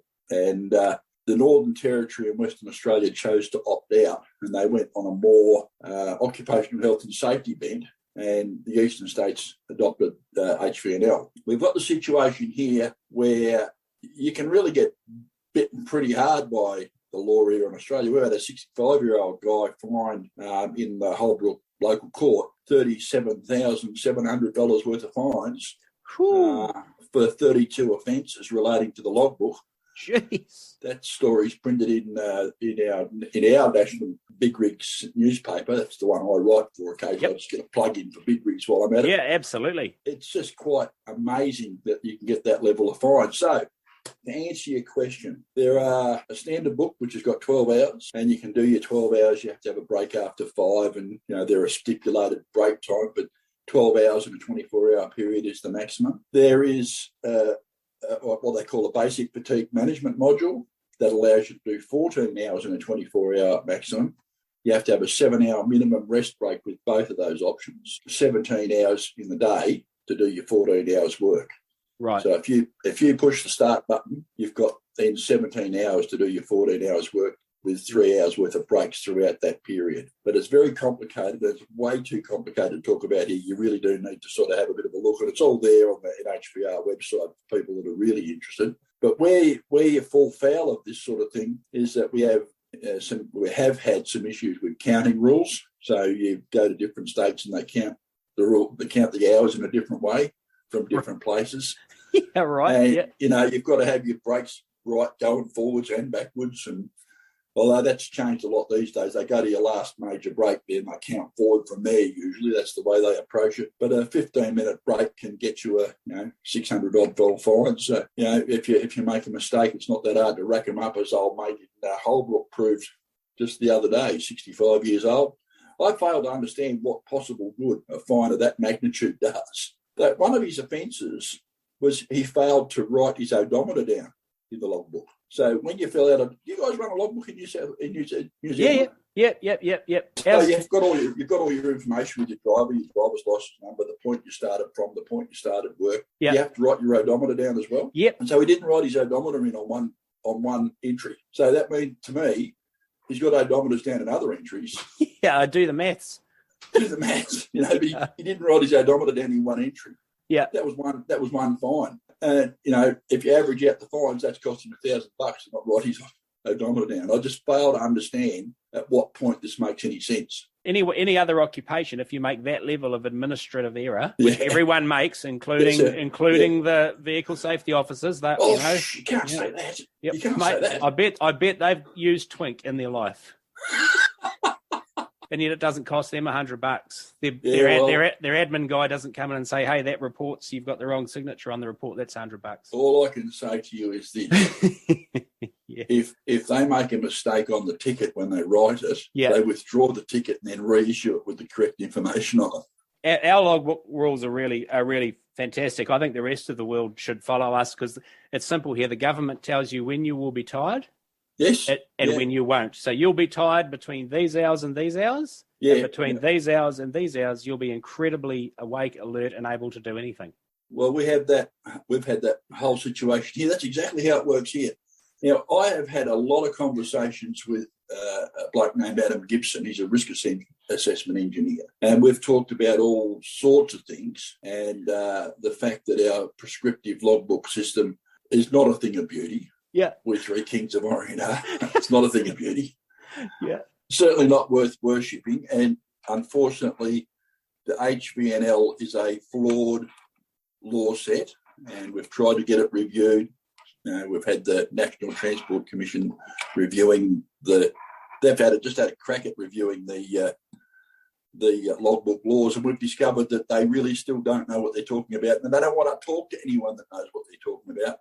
I've had Ross Isles on the show, who's a professor at Monash University, who's done a lot of work on mental health, and you've only got to look at the Quinlan report, which goes back a couple of years now, decades actually, and the submissions that he made to our Senator Glenn Sterle's inquiry, just to see how flawed the system is. It really does need a root and branch overhaul. Yeah, absolutely. Yep. Likewise here, and it's the same with moving to you're talking to moving to electronic logbooks and that. Before they worry about that, they've actually got to get the fundamentals of the law sorted first. Well, I'm a bit of a supporter of the electronic logbook. Yep, same. Agreed. And the reason why I'm a supporter of it is it would have saved the 65-year-old bloke a $37,700 fine. Yep. Because at least your electronic logbook keeps track of the system as it stands. Yep. I don't understand why he handed the logbook over. I mean, at 65, you would think he'd have the common sense to say, "Oh, mate, sorry, left it at home." I mean, why would you? I just don't understand. You've got to pay for the logbook, and then they use the logbook to provide the information. You've actually put yourself in. You might as well just go and confess. You might as well just get down on your knees and beg for mercy. Yeah. Don't keep me going, mate. I could go all day on this. Yeah, and hey, look, don't get me wrong. I'm 100% with you on. I'm actually pro electronic logbooks for a number of reasons, not the least of which they can only help freight rates. Well, there's that too. But if we go through the whole process of bringing them in and making them mandatory, and then revamp the whole underlying process and system that actually drives them, we're going to have to go through it all again twice. That's right. Yeah. So why not do it all at the same time? Figure out some way to recognise, when you're tired and need a break, but then can wake up and keep working for another so many hours, as long as you have a longer break at the end of that, and blah blah blah. Yeah. But yeah. Well, I've often thought that the whole keep it simple, stupid mantra is not a bad way to go, that's unfortunately something they don't do. Well, I always remember when I was working at a transport company, and I had a boss, and we used to get all carried away with how fancy and we could make carding one thing from A to B for Fred. We could just think how much stuff we can, and he always used to stop the meetings and say, "Okay, hang on, stop, everybody stop," and we'd sit there and go, "This is what we do. We pick up something from Bob, and we take it to Bill, and one of them pays." That's right. Right, and it's the same with the logbooks. The sun comes up, and 24 hours later, it'll come up again. Yeah. That's where it starts. That's right. Yeah. 100%. I really enjoy having you. I think it's going to be great as it progresses. No worries, mate. You take care. Okay, have a good one. Safe trip up to Brisbane and the flood. Take your snorkels and your floaties, mate. Take your floaties. I will take the floaties. Good on right, me. See ya. Our link to the lucky country, Mr. Mike Williams, of course, has his own weekly podcast, which Dave has talked about, called On the Road. It's a good listen, and it is a weekly one too, Dave, isn't it? Yeah, and they have music. Hey, and just a shout out to the listeners too.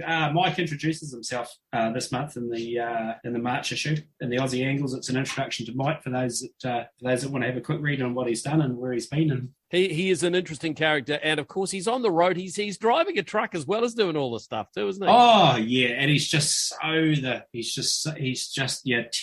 Aussie. He's as funny as buggery. Okay, let's go to England now and talk to my good friend and ITOY International Truck of the Year.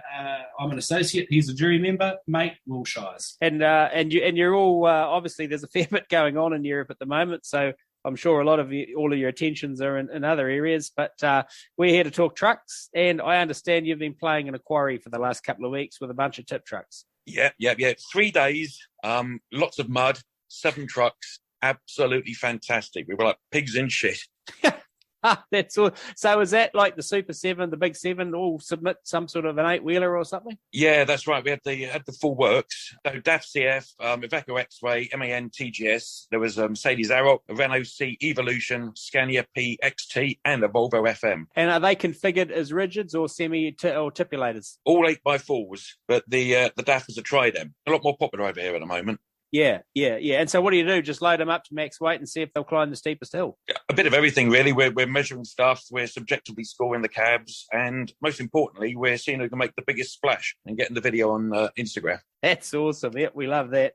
And so I suppose if you go into commercial motor online in the next couple of months, you'll be able to see those results, will you? Yeah, you can certainly see those videos I was talking about on Instagram. They're going up at the moment. Running the full test in the magazine, and then there'll be a digi version as well. Well, we've had a couple of questions come into us here in the last couple of months from a couple of quarters, and guys that want to know how the driving hours works in England. In other words, I'm a truck driver and start my daily job. What am I subjected to in terms of hours of operation? Well, we've got exactly the same rules and the same digital tachographs as the rest of Europe. But I'll try and keep this simple because it is a bit complicated. But basically, you mustn't drive more than 9 hours in a day, although this can be extended to 10 hours twice a week. So that's 56 hours in a week or 90 hours over 2 weeks. Right, so as for breaks, you've got to take at least 45 minutes every 4.5 hours. And you've got to take at least 11 hours every day, although this can be reduced to 9 hours 3 times between 2 weekly rest periods. Right. Still with me? Yep. Now, you can also take an unbroken rest period of 45 hours every week, although this can be reduced to 24 hours every other week. On top of all that, there's also the working time directive to consider, which really complicates things. You can't exceed an average of 48 hours a week. Okay, well, it's quite a bit to get your head around, isn't it? And that's pretty much a blanket rule, like for Europe, as far as like where does it start? Where do the driving hours start to get a bit maverick, sort of in towards the Baltic Eastern states, or is it pretty? Exactly that. Yeah, but the whole of the EU uses those rules, and the UK. I mean, there was talk before Boris Johnson was actually PM and he was still London Mayor. He actually singled out the driver's hours rules as something that was wrong with the EU, and he wanted them changed. Although, ridiculously, he wanted them changed for the smallest firms and not the biggest ones, because he seemed to think the biggest firms could cope because they had HR departments, but the smaller firms couldn't cope. So he wanted it relaxed for them, which of course leads to all sorts of unfair competition and also safety implications as well. So hopefully that won't be happening. What we've had as well during COVID and also during last year's critical driver shortage that we've had here, they've relaxed the driver's hours rule slightly. They've said you could have 11 hours a day instead of a 10-hour maximum. But that's been so unpopular. One of the main reasons for that is, of course, people don't want to become truck drivers because of the unsociable long hours. So what we're doing is saying, you can work an extra hour or so. So, yeah, it hasn't gone down well. So that's just a temporary thing, though? Like they're going to put the clamps back on that at some stage in the near future? I think they've just stopped it now, actually. I think it stopped in February. Right. So few companies took advantage of it. It's not even worth talking about, you know? Yeah, that's right. That's right. So moving on to the O word, just to give us a bit of a gauge on how you guys are going and maybe what we're looking at further down the track. Like where's it sitting at the moment, the Omicron? You know what? No one's talking about it anymore. It's gone. We're not wearing masks here anymore. That stopped a week or so ago. It's like, well, the world's moved on. No one talks about COVID anymore. It's incredible. No, don't you? We had Brexit, then we had COVID, and then of course straight on to Ukraine. Yeah, that's exactly right. Well, you can tell anyone that if they miss talking about COVID, stick them on a plane and come down to here because it's still the topic of the day here at the moment. No, that's very good, Will. Thanks very much for that. We'll touch base again with you next month, and thanks for taking a bit of time out and catching up on the podcast. And remember, everybody, if you've got a question for Will that you want to ask about the situation over there, then in terms of truck driving, then by all means flick me an email at dave@nztrucking.co.nz and I will put it to him. Take care, my friend. Keep safe, and all the best to all you guys over there at the moment. Thanks, Dave. Cheers. Hi, I'm Brad Gallagher, and I drive a Kenworth T909 B-double for the Ely Beach Hotel up in North Queensland. When I'm trucking up and down the East Coast, I enjoy listening to the New Zealand Trucking Media Keep On Moving podcast. Want to catch the latest truck videos and posts from New Zealand Trucking Magazine? Then hit the like button on the New Zealand Trucking Magazine Facebook page and subscribe to the New Zealand Trucking Magazine YouTube channel. It's time to head over to our fabulous editor of Little Trucker Down Under magazine, Shannon Williams. Hi, Dave. How's it going? Yep, fantastic. Yep, we're all good here in the studio. And you have got issue number 2, autumn 22, out since we last spoke to you and Millie a month ago. Yeah, so it's our second issue of Little Trucker. Really exciting to be able to get another issue out and with a whole bunch of new photos, new stories, new activities. It's really, really cool stuff. Yep, and obviously the first one we looked at and we thought, far out, that's cool. So we gave it 10 out of 10, and now we're in a bind because this has got to be 10.5 out of 10, obviously, because this is just, it's gone up a notch, hasn't it? Yeah, I think so. I think we've got some even better photos, even more stories, a whole bunch of different things in there that it's really gone up another level. Yeah, and look, I've said it before. I've said it to the guys. You know, it blows me away because, like, if this had have been out when I was, you know, at the age of the kids that are in this magazine, I can't think how difficult I would have been to live with because I would have been that excited. And we've got a great example of someone who just absolutely loved seeing his name in print and his pictures of his trucks and the pictures of himself. Young Thomas Flower from Christchurch, and he even got to present the school at Assembly, didn't he, with a magazine and show them all his picture and that? Yeah, so Thomas is a really, really cool kid. He's a professional truck photographer in the making. He loves trucks. He loves taking photos. He got his first camera when he was 5 and has been taking photos ever since. So he wrote us a little story and we've put that in the magazine, and we heard from him once the mag came in the post, and he was so stoked to see his pictures and his story in the magazine, and he got to present all his work at his school assembly. So really cool to see how happy the kids are to see their own stuff in a magazine at that age. Wife Anna and I were on holiday just after Christmas, and we were down and around the Maruia area, and we stopped at Maruia Springs. And when we stopped, I looked up, and one of Brennick's K200s was coming towards us, and it went past us as we were getting out of the car. I don't think from memory I got time to grab the camera out and take it out and about as it went past. But this young fella was in the passenger seat, and he waved. He gave us a big wave as we went past, and we waved back. And I think the truck tooted. And I got a funny feeling that was Dustin. That was Dustin Wright on the trip that he actually wrote about, because he talks about going past Maruia Springs, and I think we might have fluked it on the day he was with his dad. Yeah, so Dustin, he wrote a really cool story about going out with his dad on a Kenworth. And yes, it looks like you happened to see him while he was our roaming reporter. So yeah, really, really cool. Full of plate pictures, Millie's latest outing with her dad. It's just got a bit of everything. The competitions and the puzzles are all in one area, so you can just keep going back to them and playing the game about the food delivery truck, join the dots, colouring in, whatever it is. Whatever you're into and you want to do. The question everyone has, and let's not forget our top truck, the Pratt family's magnificent Kenworth road train with that very special message on the back. The question that everybody has, Shannon, that we have to ask, that everyone's, do you actually own all of those dogs that you are photographed with in the editor's picture? I kind of do. Those dogs, 3 of them are mine, or I part own 3 of them, and the other one's my mum. So I live with 3 dogs in my house as well as 3 ginger cats. So, yeah. Issue number 3, Winter 22's well underway. Yep. So our next issue is our winter issue, which will be really exciting because we can expect lots of really cool pictures of trucks in the snow, some stories about safety and how drivers learn how to drive on ice and those kinds of conditions. So it will be a little bit different from our other 2 issues. Excellent. Have you got anything you want to say to anybody out there that might be listening in the junior fraternity or parents of the junior fraternity? Are you looking for contributors? Are you looking for little trucker correspondence? Do you want some snow photographs for winter? You put the call out. Yeah, we would love some photos. We can never have enough photos of kids in their trucks. So if you've got any cool photos of you and your family with a truck, or just you in a truck, you and your dog in a truck, anything that you've got, we'd love to see it. So you can get in touch with us on our Facebook page or via email. So just check out our website, which we've just launched as well, which is www.littletruckerdownunder.com. Little Trucker magazine's on all the magazine racks, or you just email Shannon at nztrucking.co.nz, Dave. That's the one. Okay, this is the Keep On Moving podcast with New Zealand Trucking Media.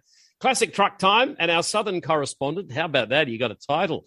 Dave Ching is chatting now with Peter Turner from Peter Turner Contracting in Templeton, who's got this amazing range of trucks down there. And what are we starting with, Peter? The first truck purchase brand new by my father for his company, BA Turner Limited. He started that in 1949, and so 57 was the first time he bought a brand new truck. It's a one-owner truck, still ours, still under BA Turner. Recently had just about every nut and bolt taken out of it and replaced. The engine's original. I believe the gearbox and the diff is still original, but everything else has had a pretty big makeover, and she's looking pretty sharp. Does it looks fantastic. So you took that to Wanaka last year? I did. I trailered it down there to Wanaka because we'd only just finished the resto. There was still a few things to go on it, but yeah, like, I'm very pleased with the way it's bloody turned out. It's better than I remember it when I was a kid. So the sign writing, everything was put back on the truck. Was that all brush painted and done the way it was when BA did it, when it was new? Correct, yeah. I got Horton signs at Rangiora that do all my sign writing. They got the old brush out and put it back to exactly how it was in 1957. Yeah, we'll just try to keep it as original as possible. There's a few things that probably should have been changed, but that's how it was and that's how I've left it, because that's how I remember it when I was a kid, and I also drove it when I was 18, when I first got my licence. Yeah. So there's a bit of history between that truck and me. That's pretty cool, isn't it? Yep. It really is. So what about, I've seen it with a D2 on it. What's the story with the D2? The D2 was a later purchase of Dad. I think that was around 1979.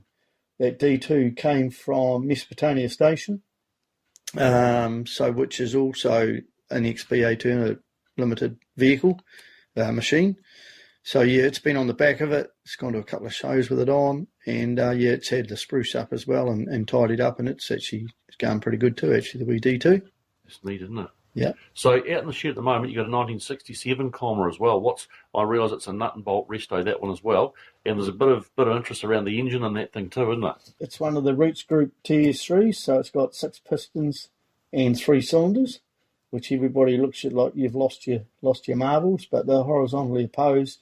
So you've got 2 pistons in the 1 cylinder and only 1 injector in that cylinder as well. So you've got 2 pistons running off 1 injector. So, yeah, they're a bit of a funny thing. So Dad bought that truck out of Ashburton. It was 18 months old when he bought it in 1968. It's a 68. Yeah, so he must have bought it in 69.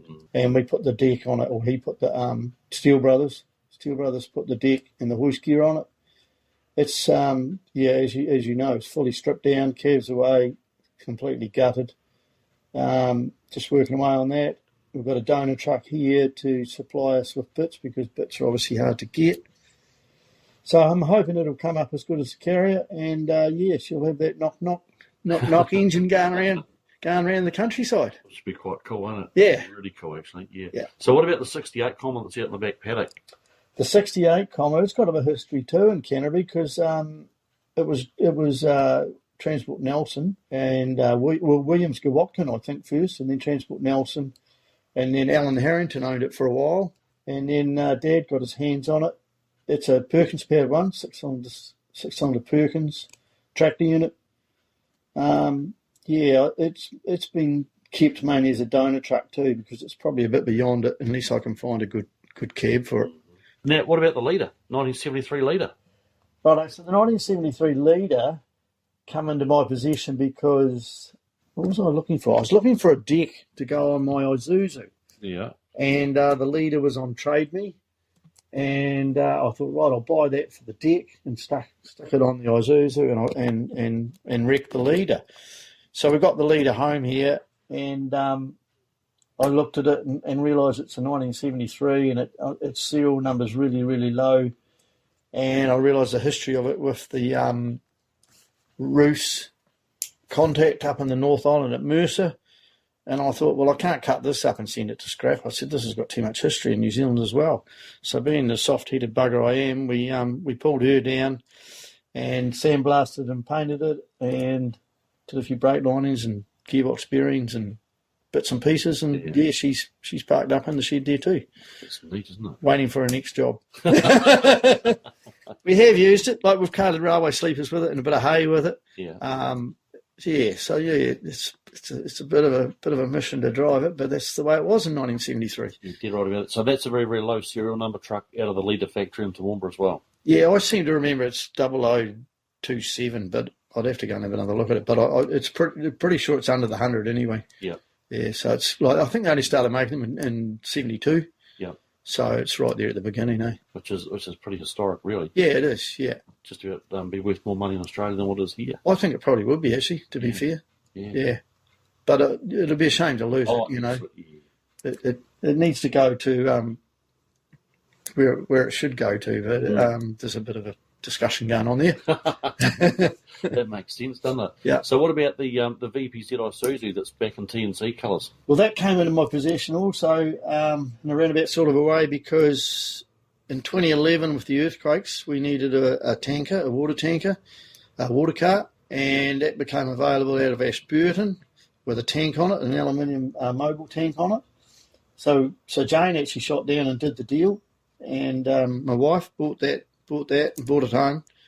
And because we were just bloody nuts at that stage. Brought it home, ran it as a water cart for a few years. And then about 2015, I think, or 16, somewhere around about there, I thought, well, we'll take the tank off and put it on one of my Nissans, just to update the truck a wee bit. And then I found out, the history of the truck and realised it was first owner was Transport North Canterbury. And in my stock carting days, I'd done a fair bit of work with Transport North Canterbury. Yeah, so there was a bit of a connection there, and I thought, well, this really can't go to the Reggers either. There's a bit of a theme going on here, isn't it? So being a marshmallow head I am, we decided to source out the Transport North Canterbury colours, and we resprayed it and put a flat deck back on it to make it look like it was at Transport North Canterbury as number 39, way back in 1979. That's cool. That really is. Yeah. I'll get a copy of that and send that up. So, yeah, that's how she ended up here, and I'd quite like it to go to a home in North Canterbury to someone, but at the moment, I suppose I'm custodian of it, and it's still alive, and it's still registered, and it's still quite a handy flat deck, you know. It's good, isn't it? Yeah. It really is, yeah, because I see, was the original driver Maurice McNally? He was, yeah, and he's seen Maurice's name back on it. Yep, and he's had photos taken with it and sat in it, so that's pretty cool. That's neat, isn't it? That's pretty cool, yeah, it is. That really is. And it's a cool old truck to drive too. She's a good old girl. Yeah. No, a bloody big step up from a TK Bedford. For the drivers to go from a TK into one of them, yeah. They had a heater. Yeah. A radio. And they're reliable. And 240 horse, and away you went, you know. Quiet as, reasonably quiet. Yep. Still reasonably quiet on today's standards. Yeah. And your brakes too, that worked. Yeah, exactly. Well, what about the big orange thing in the shed that you brought in from Australia? Well, that sort of eventuated because I went on a classic truck run with the Isuzu in 2016, the top of the South Island, and I thought, shit, this is bloody cool. This is great. Meet a lot of guys, talk the same sort of shit, and I thought, right, I've got to get myself a truck. I've got to get something, and I hunted around New Zealand for like a 903 pound Mount Cook truck. Couldn't find one. Hunted down a couple of road bosses and played around with a few ideas. And then on Marketplace, Aussie Marketplace, I think it was, this road boss appeared. And I rang the guy up and had a Cummins engine in it. And I actually missed out on that one. He said, no, we sold it 2 days ago. But he said, I've got another one here with a Detroit in it.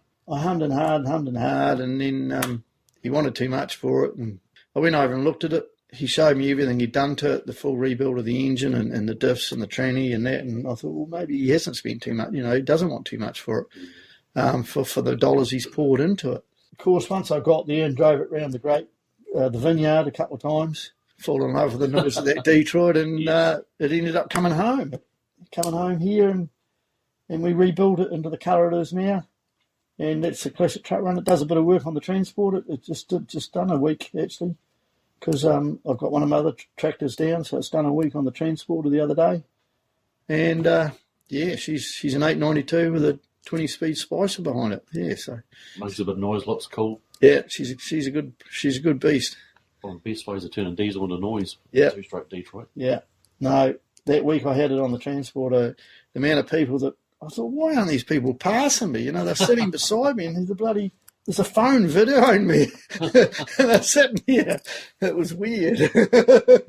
So what was its history in Australia? What did it do? Was it a road train? It hauled triples, mainly between Adelaide and Perth, most of its life. And then it did a lot of prefab houses with Steve Graham from Outback Truckers fame. They worked together, Neil Johansson and Steve Graham, they worked together carting houses for the government, the Australian government, into Western Australia. Yeah. So they'd take these porta portable houses in. And he said by the time you got round every village in Western Australia, you'd start doing the lap again because the Aborigines had just trashed them or burnt them or pulled them apart. So he said we did that. I think they did that for about 4 years, just continually. Wow. So then, as I say, the rest of the time it's hauling freight from Adelaide to Perth. And in its later years, it carted a lot of. We used to go to Sydney to Adelaide getting empty plastic wine bottles, freight up and wine bottles back into the, is it the Barossa Valley, round Adelaide? Yeah. So then, as I say, he stripped it and started restoring it. It's a one-owner truck when I got it. He still begs me to sell it back to him so he can have it back because he regrets the day he sold it. So, she's got a lot of history, 5 million Ks on it. Being a young guy, he bought it at 22, so the truck was his home. And he just bounced backwards and forwards all over Western Australia. And that was his life. It's amazing, isn't it? Yeah, it is, yeah. Gee, I'm surprised he even let it go with that sort of history, personal ownership like that. Yeah, I'm surprised he even let it go. He must like you or something.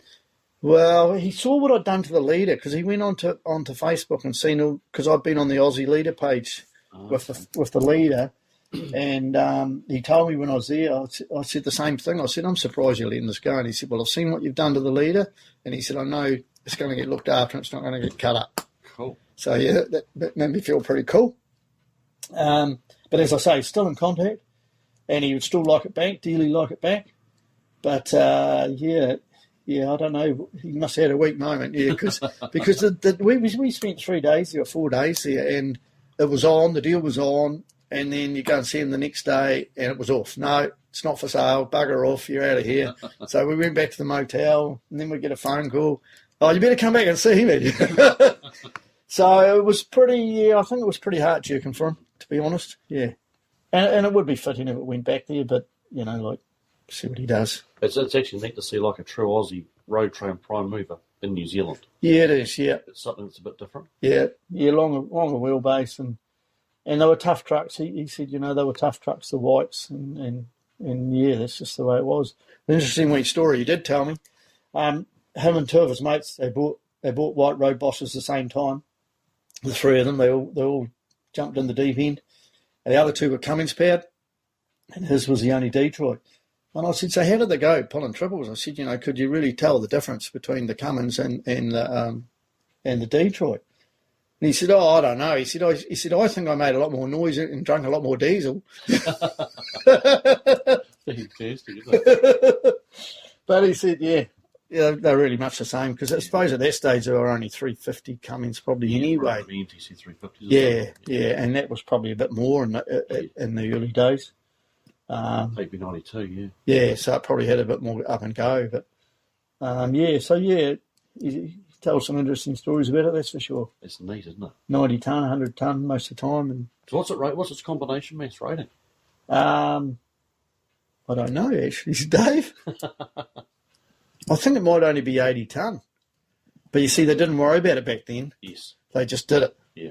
And I think that's why he went out of that and into, what did he buy? An International Eagle. Yeah, to get the rating. Yeah. I think, yeah. Yeah. As things change. Yeah. He bought some of my money when I paid him went to a dealer in Brisbane, and he bought a Heritage Western Star. Oh, nice. Yeah, with a Series 60 in it. Oh, cool. Yeah. Yeah, so he said, don't pay me. He said, just go and buy that truck for me. Oh, wow.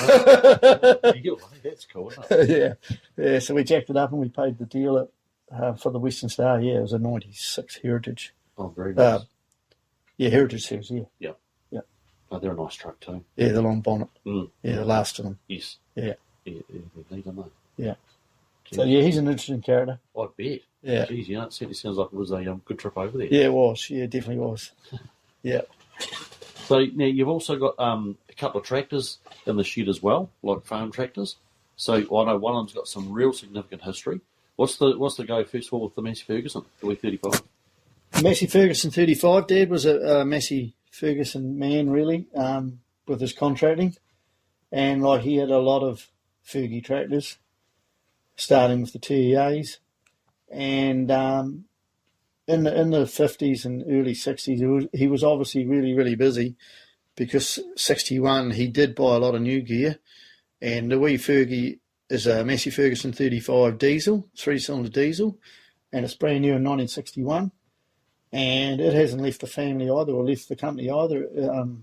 I bought it off Dad about 30 years ago. I bought it off Dad, but Dad had those 35s. Dad probably had 5 of them at one stage. They were just a great little tractor, and as I say, when I was doing a lot of driveways with my business, I bought it and we had the blade on it, and it was painted green in those days, Dad's colours, but I've now restored it back into Massey Ferguson red, and she's a good little beast. She still does an honest day's work on the mower or the hay mower or the blade, whatever it's doing.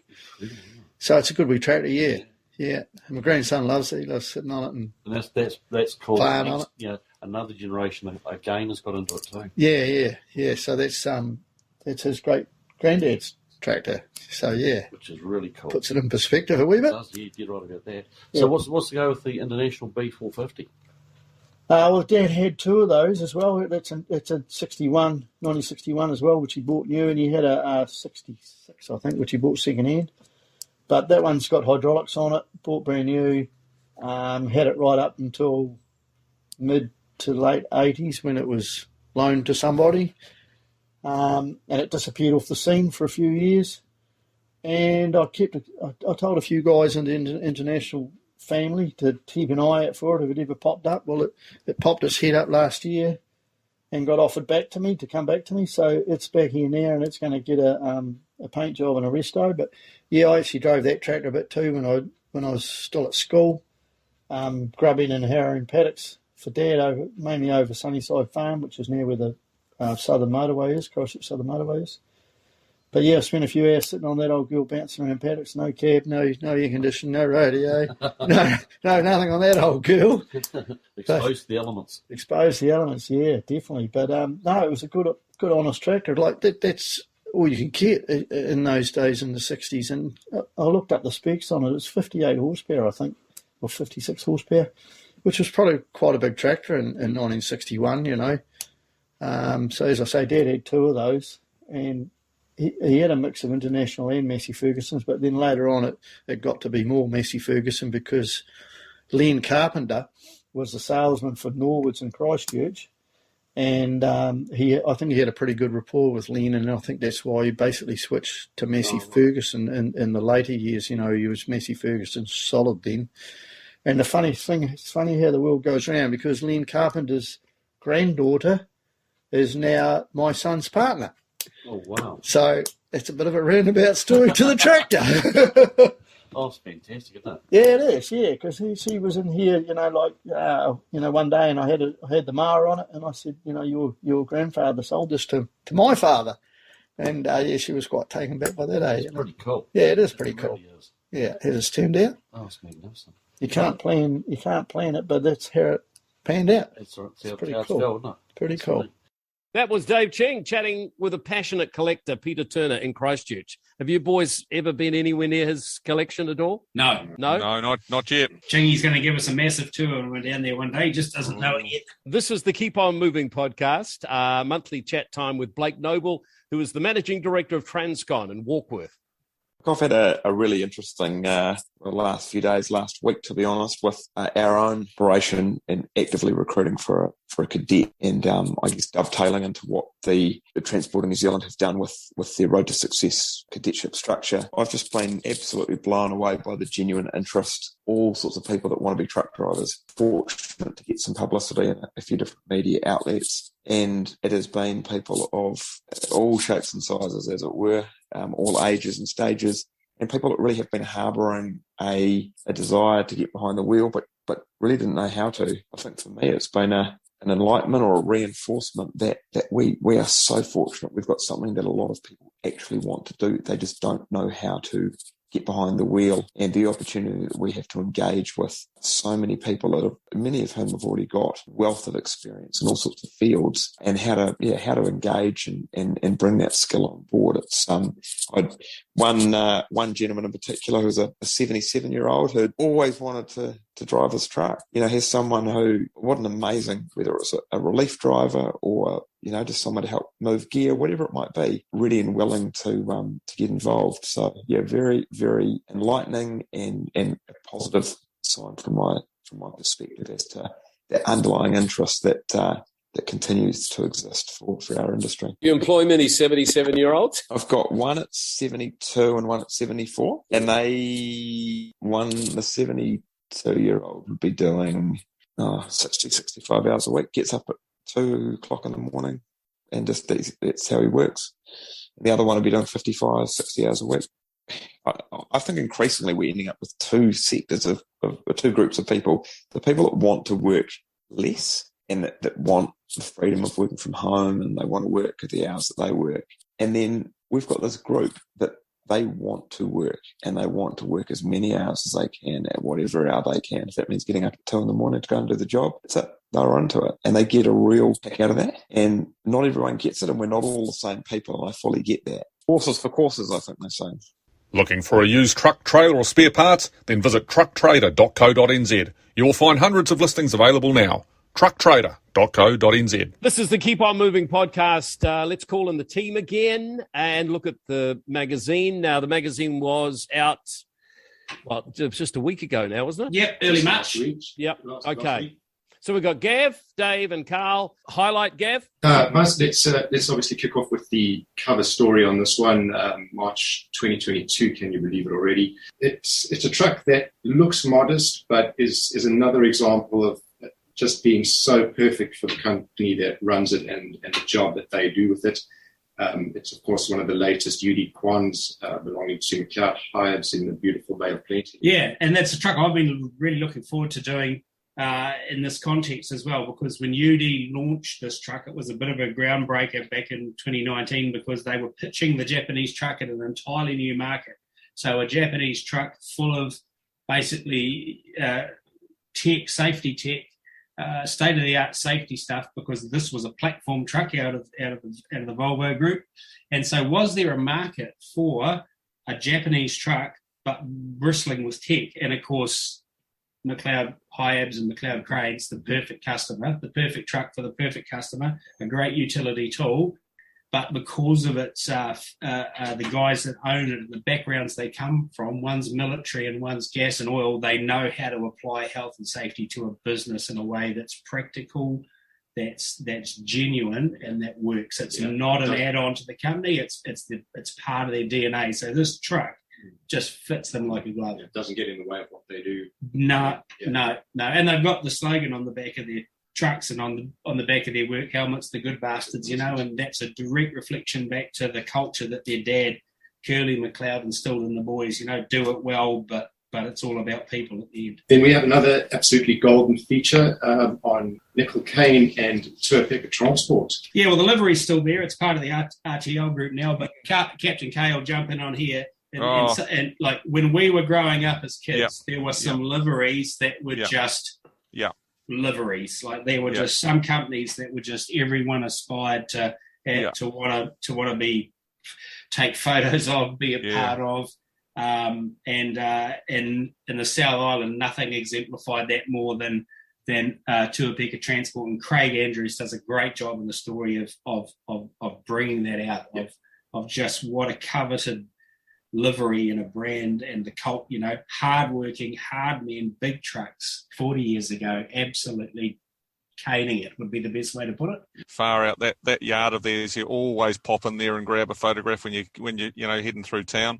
It's one of those things, little old Lawrence and that in the middle of nowhere sort of thing, but it's just beautiful country.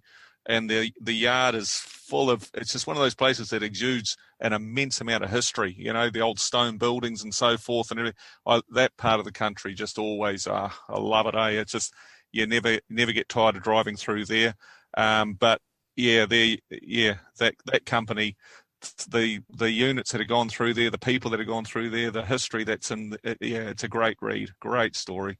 And just harks back to the Trevor Masters interview when I was talking to Trevor about how, even though he sold the company to the Sargison family in Rotorua, and how they keep the livery alive, and how there's still brand new Kenworths coming into the Trevor Masters fleet in the two-tone blue, and likewise RTL Group, like all of the companies that are now part of that group, the Tour Pickers, there's still brand like the K200 in the livery. Yeah. You know, it still drops the jaw every time you see it. You know?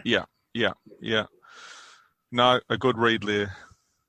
Yeah, and then we cannot talk about the March 22 issue without talking about the top truck, poster truck. And it's just, when you see it, you'll know why. It's one that defines standing out from a crowd, I think. Can I talk for the rest of the night about the top truck? Yeah, you probably can, I guess, yeah. I mean, when a C509 goes on the road or on the off-road, or when the C509 goes on the off-road, it's a big enough thrill from you, but on the very incredibly rare occasion we see one actually turn up on the highway, it's just something momentous. And the way that SAS Mike Henderson has done this truck, you would think that it took the wrong turn at 3 ways and actually found a 4 ways. It came across the Tasman. and drove across. And my goodness, a brand new truck in 2020. With artilleries. Artillery wheels. I know. Oh, my goodness. Oh, that did it for me. I still don't get, like, you know what, an artillery set that you can change an inside jewel on a set of artilleries in bloody 25 minutes without all this pissing around with torque wrenches. That still baffles me. And oh my goodness, the coated tanks, the powder coating, he was reading the same shit we were at the same age. Exactly. He was on the same page of the magazine we were. And obviously brought to life incredibly well. Shout out to Andrew Geddes. The photography of Andrew Geddes will it'd bring a biscuit tin to life, really, if it was voted top truck. And hey, these bloody South Island truck photographers, you know, Craig McCauley, 3 times winner of the top truck of the year bloody poster. You know, we need to go out and do some practice, boys, because we're being slayed by these guys. Yeah, then we launched a new section in the magazine this month, which aims to tap into some of the hidden talent within the industry and among our readers. We were sent a creative writing piece by a talented chap by the name of Malcolm McLeod, all about a day at a freight yard. That he just put pen to paper and thought, hell, I'll send this in and see what the guys think. And we thought how perfect to kick off a section like this and open up the platform to anyone who always wanted to have their creativity published, whether it be writing, illustration. We've seen some awesome truck illustrations come through and come across our desks as well. And so Malcolm kicks it off with his 1-page story, and I think it's a great read. Yeah, absolutely. And I was thrilled about this page, and when something turns up, we'll run the page, you know, and because if anyone that's masochistic enough to read, you know, of my pieces that I write at times, I've often said that trucking is an art. The true great practitioners, they're artists. It's not a science, you know. The Ray Feckies of the world, the Dunkses from Brian Smith, you know, Adrian at Lilburns, you know, it's an art form to drive a truck well, and they're all so many of them. Like there's bloody wood burners, there's wood turners, there's things they do in the and so send it in, the picture of what you've made, the poem you've written, a story, photo you've taken.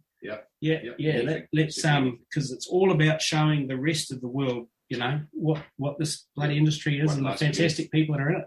Oh, look, this month we're back into it again.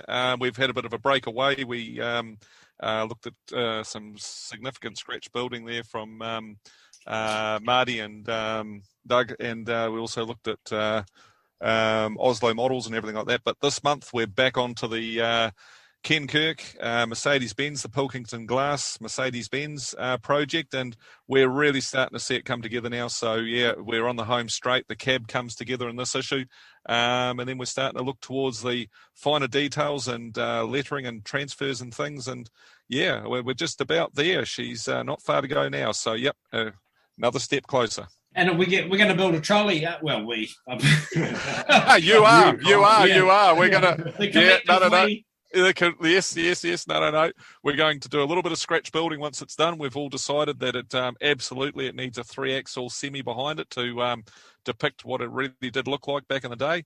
And so that'll be the next stage. But yes, completion of the tractor unit first, and on to the trolley. Okay, so there's a Highway Replicas Max Superliner Northern Territory Freight Service, and Captain K looks at it and goes and says, and he got a bit of prompting from a certain person in the South Island who lives in Motueka, who will remain nameless, Craig McCauley, and he got tempted into saying, why not make that model look like the Neville Dobbs Northern Territory Freight Service Blue Thunder Mac that won the Australian New Trucking Life Rig of the Year. And so Captain K has taken the Highway Replicas Max Superliner, and it's almost finished, and rebuilt it as Blue Thunder, and it is to behold, everybody. We will do a story on it when it's done. Yeah, once it's finished. Yeah, no, we showed a little bit of a hint of it a few months back now, a year or so ago now. We started it in lockdown. It was a bit of a lockdown sort of a challenge, I suppose, and everything like that. But it's one of those things that it had to be done. I mean, when they see it alongside the standard kit when they're nose to nose, it's unbelievable. Oh, the subtleties, mate. It's all in the detail. Okay, boys, that's it. Great magazine. We love it. Can you feel the passion, people, from these people? They live and breathe this stuff. Okay. Yeah, exactly. Keep on moving podcast. You wanted to squeeze in the Million Mile Club. Yeah, I just want to squeeze in the Million Mile Club. And don't forget to send your entries into Gav or I, or editor at NZ Trucking, and the subject line Million Mile Club. The fantastic sort of new section of the magazine for trucks that have done 1.6 million Ks or more and still loved. And we're getting some fantastic entries from trucks that are still truly well loved and just out there doing it at 1.0 million miles genuine.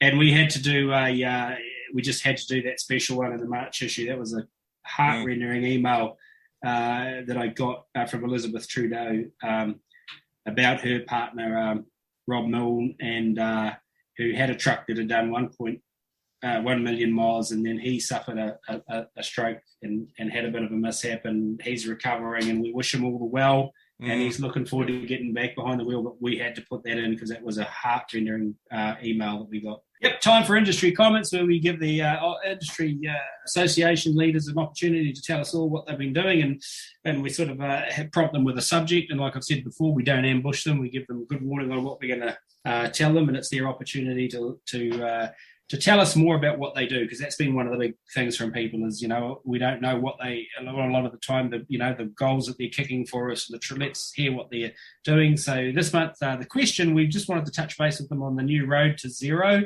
rebirth, and that was the main topic of conversation, but there was a bit more came through. And so we start off with CEO of the New Zealand Trucking Association this time. His turn to go first, Dave Boyce.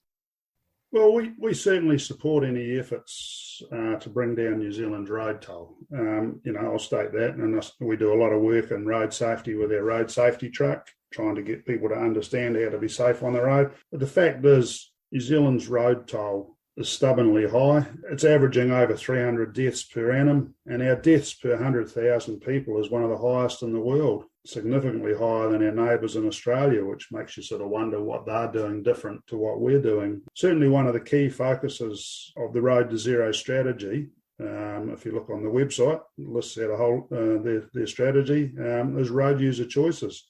And we think it's time to put more effort into influencing road user choices. If you look in 2019, there was 352 road deaths. 137 deaths were alcohol and drug use related. 90 deaths were not wearing a seatbelt. Fatigue and distraction accounted for another 40 deaths. Combined, that's over 75% of the road deaths were a result of the road user choices.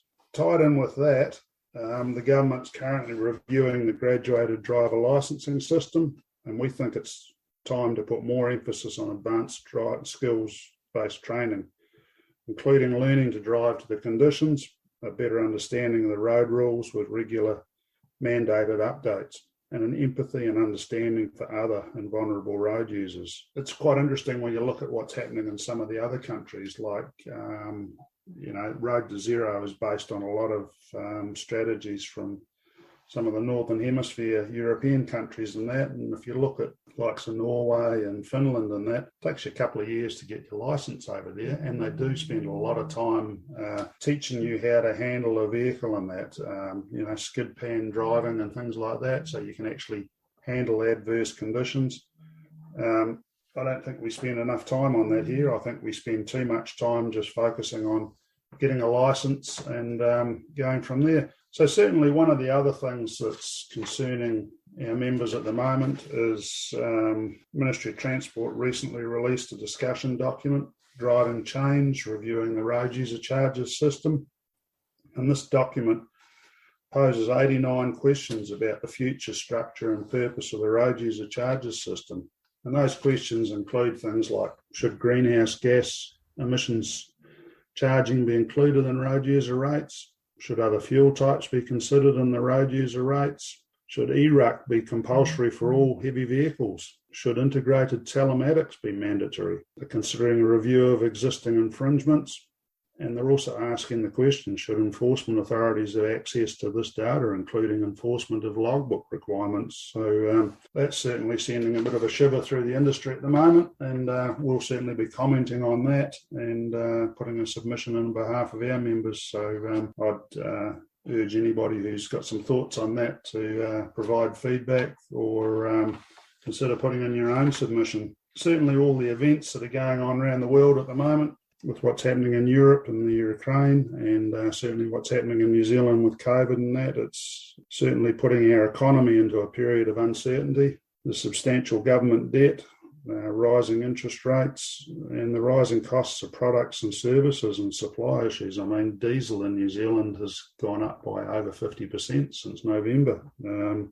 That's just one of our sources of costs for our industry. You combine that with an already tight labour market that's putting upward pressure on labour rates. We think now with the borders reopening, it's probably time that the government should be looking at some of the immigration settings for truck drivers. Certainly our neighbours in Australia are doing everything they can to entice drivers from here over there, and we need to be looking at where we can source some as well. So the other thing that's concerning also is just the cumulative effect of the last 2 years' events is having an impact on mental health and fatigue in our industry. And many are struggling to cope. Truck crashes and serious health and safety incidents seem to be increasing again. And I believe that's got to be a concern for everyone. So yeah, that's about all I've got to add today, Dave. We're moving on now to James Smith, COO of the National Road Carriers. He's back with us for his monthly catch-up. How are you, James? Fantastic. Excellent. And we had a person-to-person catch-up while we both attended the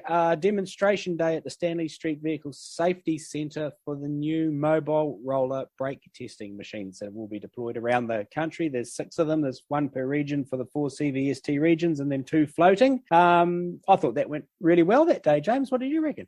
It did, Dave. It was, they've been a long time coming, these things. And I think it is actually good to see them hitting the road, and the fact that they're the same machine as what's used at the testing station. I think that was one of the challenges we had with when the last time they had roller brake machines out there. They just weren't adequate. They gave so much. They were unreliable and they gave inconsistent results. So the time will tell whether these things give the good consistent results. But certainly, looking at it the other day, and every hope is they'll do that. The trick is going to be, what do operators then do with the information that's given to them from those machines, and hopefully it leads to better maintenance practices and things like that. And we do see sort of a reduction over time in roadside failures. The great things in terms of levelling the playing field, in the sense that, like, there's some regions in New Zealand where you pretty well wake up every morning and know the chances of one of the good lorries getting plonked on a roller brake tester is 0. Oh yeah, and other areas of the country where you're passing them 4 times a day. That's right. Yeah. Well, currently there is there's only Pongaroa that from a CVST point of view and so pretty much every operator that passes Pongaroa is getting a disproportionate level of enforcement. But I think it also signals a change in CVST's approach, where they're going to be more anywhere, any time approach, as opposed to clustering around the traditional weighbridge sites. So that will be interesting. Time will tell as to how successful that strategy is. But yeah, because certainly unless you were a container carrier in Auckland, you never really saw a CVST. I understand too that I can't remember who I was chatting to. I think the new Glasnevin rebuild, there's a set going in there too, I think. Yeah. So there was certainly they've been on the. Oh gosh, I first went to a meeting and we were talking about them in 1999. Yeah. For actual proper CVST sites. So here we are. That was a very long time ago. Some of the listeners would not have even been born then. And we are still talking about it, and they're just rolling them out. Yeah, it's like number plate recognition cameras. I mean, they were being tested out here in 1999, and here we are, 2022, and we've got a couple. I mean, there'll be a lot of discussion and talk and feedback and BS and good stuff talked about them and that. But like, as I said to someone at the demo, like it is still an incredibly easy industry to get into. And that's one of the great Achilles heels of the industry. For what it represents and what we do, it's still really easy to get going in trucking. So if that's how you want to make the startup, then you've got to, if it's easy to get going in, it's got to be hard to stay in. Yes. Yeah. So there needs to be a referee on the pitch. I think that and it's interesting. Members, we get more calls now from members complaining that they can't find a cop when they see something, and a lot of that is simply because of the whole COVID response. There's so many officers have been diverted elsewhere. It's interesting. What a change to be getting calls saying why are there no police pulling over trucks, which is quite an interesting change from what it was probably 20 years ago. Yeah, that's exactly right. Moving on to a similar theme subject, sort of down a similar path, but not sort of really, but sort of related in many ways, is the Road to Zero. And a lot of discussion around that in recent weeks about the goals and aspirations of that. So where do NRC sit on Road to Zero? There's no argument that the only acceptable target for killing people on the road is zero. Yeah. No one wants to be the person that is the one. If you say, the target's going to be one, well, pick who it's going to be. So the only acceptable target is zero. I think the tricky bit is in how on earth we're going to get there. Now, one of the good things about when you actually dig into the guts of what's in behind the strategy is there are actually some stepping stones and some targets that are loaded as benchmark as we move forward. And one of them, of course, the first one is that 40% reduction below 2018 levels. Now, that target is probably very achievable, but it is going to require more than just lowering a couple of speed limits to achieve that. It's going to require significant investment in roading improvements, because there's just too much of our network where the smallest mistake results in serious injury or death. Yeah. And as vehicle kilometre travel increases, the chances of that mistake turning deadly increases because the roads just aren't up to the volume of traffic that they're doing. Yeah. So in a nutshell, we support the aim. It is a worthy target, but we will be looking for real investment from the Crown into other things other than just simply lowering speed limits. If you think of the roading infrastructure as a grape, and if you this is a bizarre analogy, but we'll get there in the end. So the roading infrastructure is a grape. Currently, it is actually looking a bit like a currant. Yeah. Okay. Yeah. We've sweated the heck out of it. Right? Yeah. So we need to plump it back up. Get to sultana, raisin, and then back to grape. And I think it's one of the problems with it goes right back decades of underinvestment. This has been coming for a very, very long time. And I think we've got to look at thinking ahead of what does the economy need. And I think we've made this point before, Dave, that it doesn't the whole decarbonisation thing. I mean, an electric truck needs a good road just as much as a diesel one does. Yeah. So yeah, we're going to need decent roads for decades to come, and the sooner they acknowledge that, the better. Yeah, that's right, and yeah, that's right, and for me, the other big one, and this is directly results from the fact that the first 30 years of my working life I worked for an autocracy, so that tends to be where I go. Is that we do not respect as a people what we have in the way of personal mobility. You think of the world's resources that are put into how we choose to move around personally compared to so much of the world's population who don't even know where their next meal's coming from, and we have this incredible device and all this infrastructure just to cart us around for our whims and wants. And so that needs to be policed. You need to understand the privilege that personal mobility at this level is. And if you think that you're going to jump in your double cab ute and put your wrap sunglasses on and do 120 kilometres an hour in a 70 kilometre hour zone, you will get absolutely banged for it. Yeah. Oh, you will. And I think we are going to see probably maybe as early as June, you'll see where the government's going to go on fines, offences and penalties, because I think that does need to change, and it'll be interesting to see how they approach things like people that just can't afford fines. That's the other thing, because that's the other reality. There's this whole thing is going to bring up many social questions as they go through through it. The best way to pay your fine is don't incur it. Yes. In fact, there was a road policing manager, and we won't say who he was because he's retired now, and he's a hell of a nice guy. But he used to stand up at meetings and say it's a voluntary. You don't have to take part. Yeah. When people used to accuse him of revenue gathering, and you said, well, it's voluntary. You don't have to take part. So I think that's a point that I think needs to be remembered. And I think as much as we don't like being told what to do, and hasn't there been a bit of that this year? As much as people don't like being told what to do, sometimes you actually got to step back and go, well, actually, maybe it is actually the right thing to do. I mean, absolutely, and I've written a number of editorials around the subject as well, and one of the things I think needs to be looked at too is that in the terms of the balancing act is there is no I think your record should speak for itself, So if you've done really well and you've gone 5 years without a roadside traffic ticket and a cop catches you doing 58 kilometres an hour in a 50 kilometre an hour zone, then look at the person's record.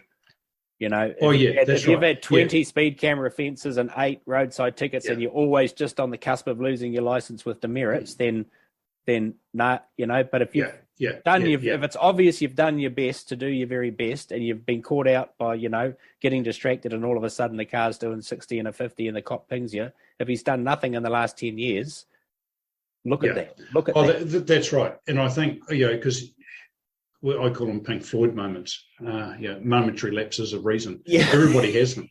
Momentary lapses of reason. I think a smart system would be able to differentiate between a Pink Floyd moment and someone that just doesn't give a crap. Yeah. And I think that's where again, if we head down the evolution, because we're still doing enforcement as they did when the horse was around, the old catch and chase, chase and catch rather. And that's got to change. Otherwise, you're never going to get that fundamental cultural, because there's simply just not enough cops out there to do it. Well, when you look at the electronics, look at the electronics we put in trucks nowadays. If an electronic device in your car was part of your COF and it just recorded all your speed events, how difficult is that? Yeah. I mean, that's a very that would be a very interesting one to get across. I don't think society's ready for it yet.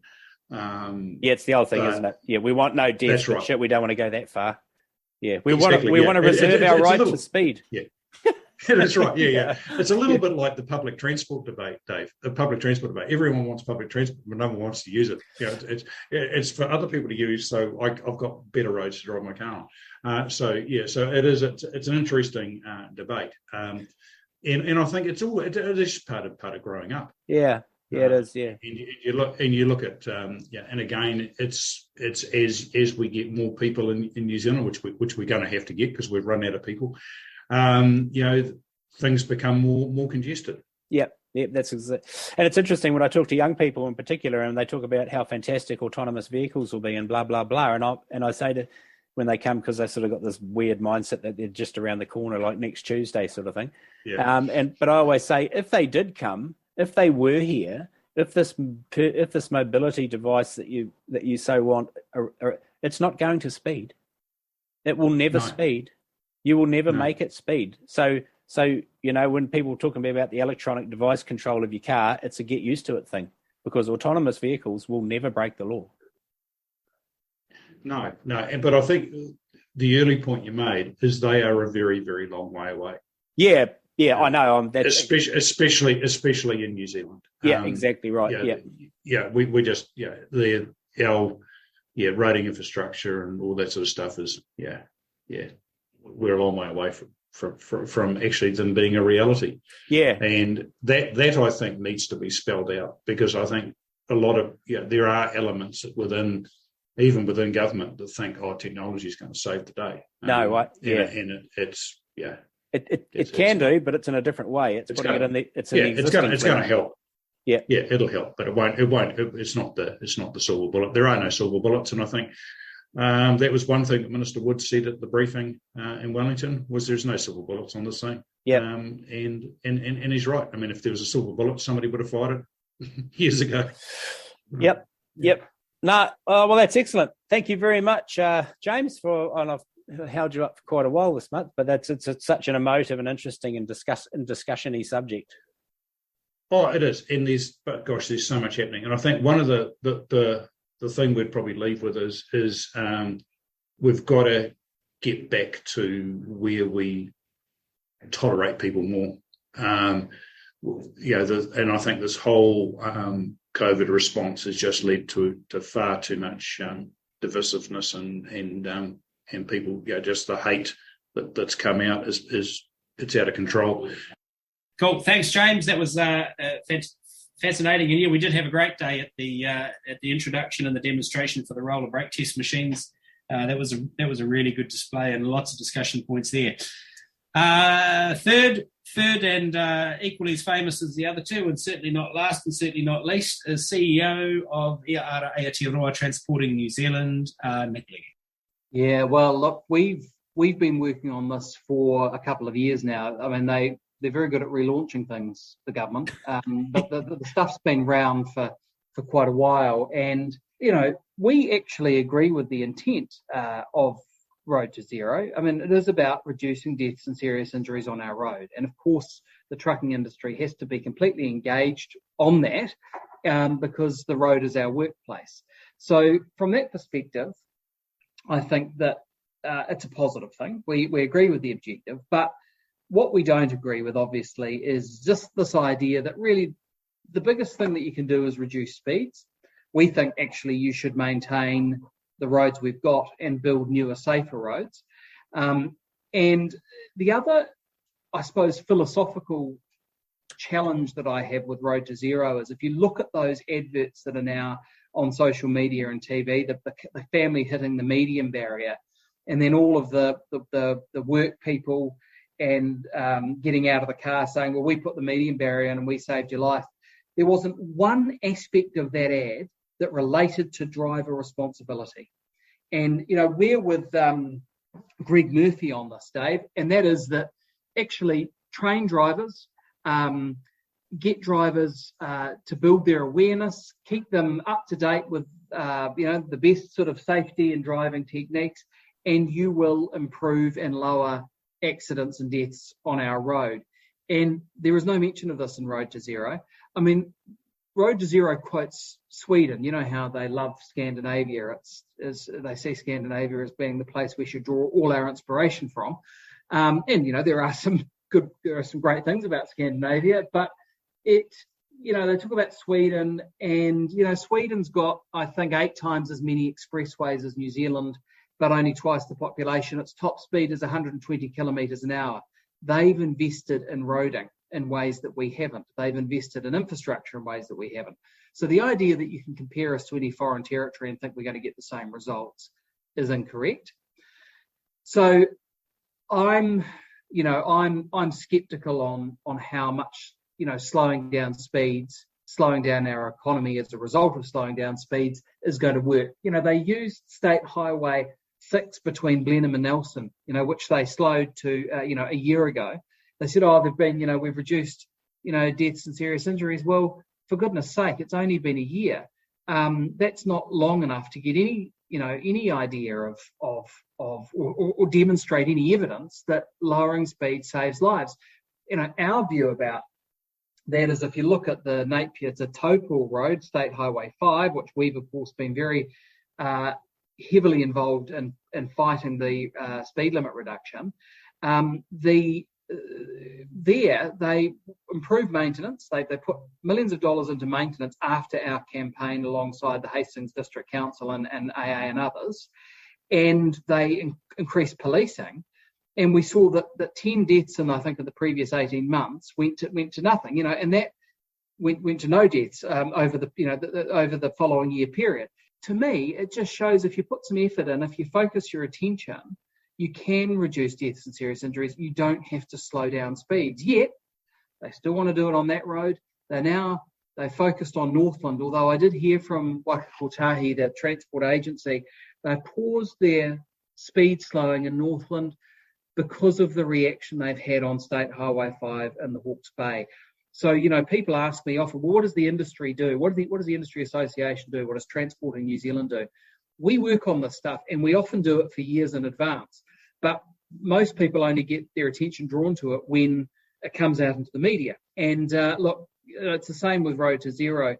I found a media comment that we did about 2.5 years ago, on the Scandinavian comparisons, on the fact that they've got faster, better roads than us, and they've lowered their speed, their death toll and injuries. That's where New Zealand should be putting the money. That's what the industry will keep fighting for. Yeah, absolutely. And I've often said in editorials about, how do you know a speed limit doesn't work when you're not enforcing it? Yeah, well, that, exactly. 100 kilometres an hour didn't work. Well, it doesn't matter what it is, won't work if no one's out there.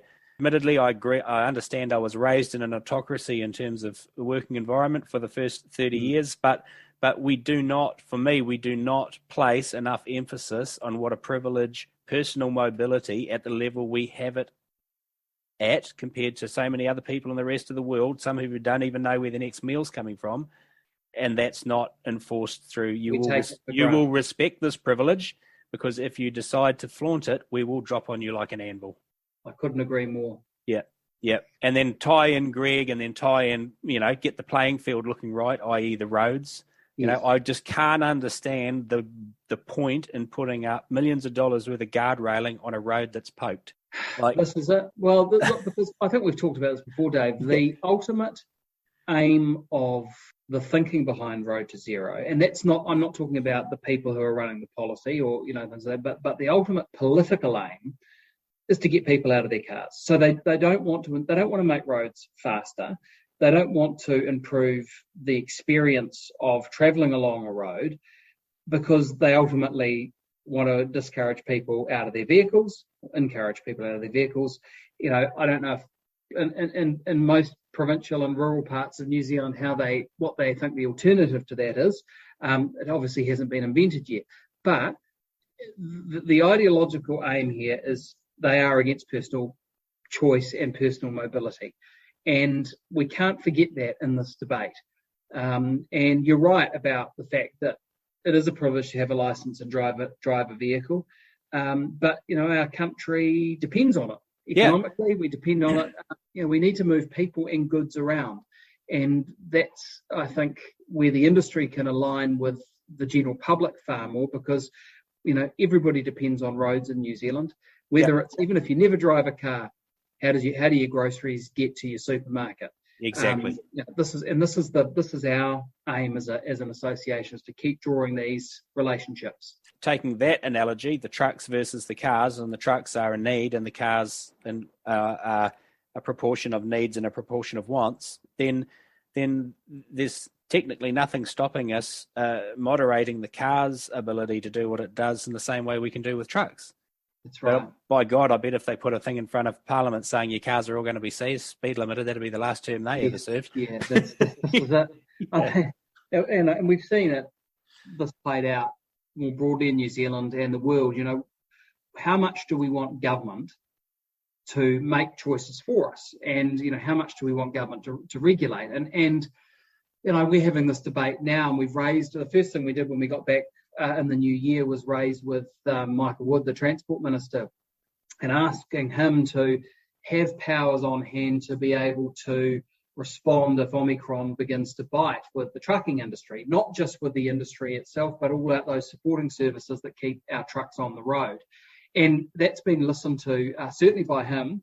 And the one thing that we talked about is actually if we lose a whole lot of drivers, and we're beginning to see that in Auckland, with absentee rates being between 10 and 20% as a result of the Omicron outbreak, that if we lose drivers in a big way, we need to be able to look at things like greater tolerance on weights and greater tolerance around driving hours. And, I'm really pleased to sort of report that I think we're going to get some progress on that. It's not about letting everybody go for it. It's about if we need to carry more on a truck because there are fewer drivers and fewer trucks being able to be on the road, to keep the supply chain going, to keep people fed and watered, we need the regulators to understand that. And that's something that Transporting New Zealand has fought for. We will continue to fight for. It's the sort of thing that we do on a day-to-day basis, and often it goes unheard, but I think it's really important to recognise. And, some people in the industry have said, oh, what about safety? It's not about compromising safety. A lot of these rules are not based on, the work time rule is not based on safety. There are tighter rules internationally. It's about, managing the risk and putting in place things that allow you to do that in your business. And so we're hoping to sort of have some sort of announcement on this in the next sort of while. And it's just important that we are working with the regulators to get the best deal for industry at this time, because things are going to get much tighter. They're already tight for a lot of operators and a lot of drivers in the industry. And what we want is for drivers to have as little pressure as possible as they go about delivering critical freight at a time of significant national stress. Yep, that's exactly right. And that all ties back into Road to Zero and, stressless driving and that's right. And just, touching on the point before, that's what these forums are all about. One of our big goals with these forums and all of the media vehicles that we have is so that you guys can tell the people what you are doing on a regular basis, so that there's a better understanding at the ground roots of what you guys are actually, the fights you're fighting. I appreciate that very much, Dave. It's important because the challenge we've got, because we're based in Wellington, our main office, although we do have people around the country. A lot of what we do, the way Wellington works, is a bit mystical. It's even to me, and it's a lot of the time. It's about having a conversation with an official at a government department before the problem actually rears its head. Yep. And so we spend a lot of our time fighting those fires before they turn into an inferno. Yep. And trying to think about and get in front of problems and try and work out solutions as well. And that's it is hard to communicate that. So we really appreciate the opportunity to talk to you and get some of that across. Yep, fantastic. And no, that's really great. And yep, we're here for exactly that purpose anytime you need us, as goes with all of the representative bodies. And you'll get more traction by telling more people what you're doing. Thanks, Dave. If you've got a question you want me to pose to the industry players, send it to my burgeoning email inbox at dave@nztrucking.co.nz and put in the subject line question for the association's podcast. And we'll have a vet through them and we'll pick out a good one and we'll put it to the guys. You know how they have storage facilities in the middle of deserts, with all this data? Are you talking breweries? No, I'm not talking breweries. I'm talking about your email is sitting in. It's got its own desert somewhere, Dave. We're not sure where, though. I tell you what, if Vlad bombs one of the cloud servers, I'm bugging. Once again, another action-packed Keep On Moving podcast. Now, if you missed any detail, I'll put all the information in the show notes, which you'll find underneath this. But if you like the show, even if you don't like the show, just leave us some positive feedback, please. We're desperate for positive feedback. No, actually, it's incredible how far we spread. We're going to Africa, we go to England, we got a lot of people downloading us in Australia, but of course there's a huge customer base right across New Zealand.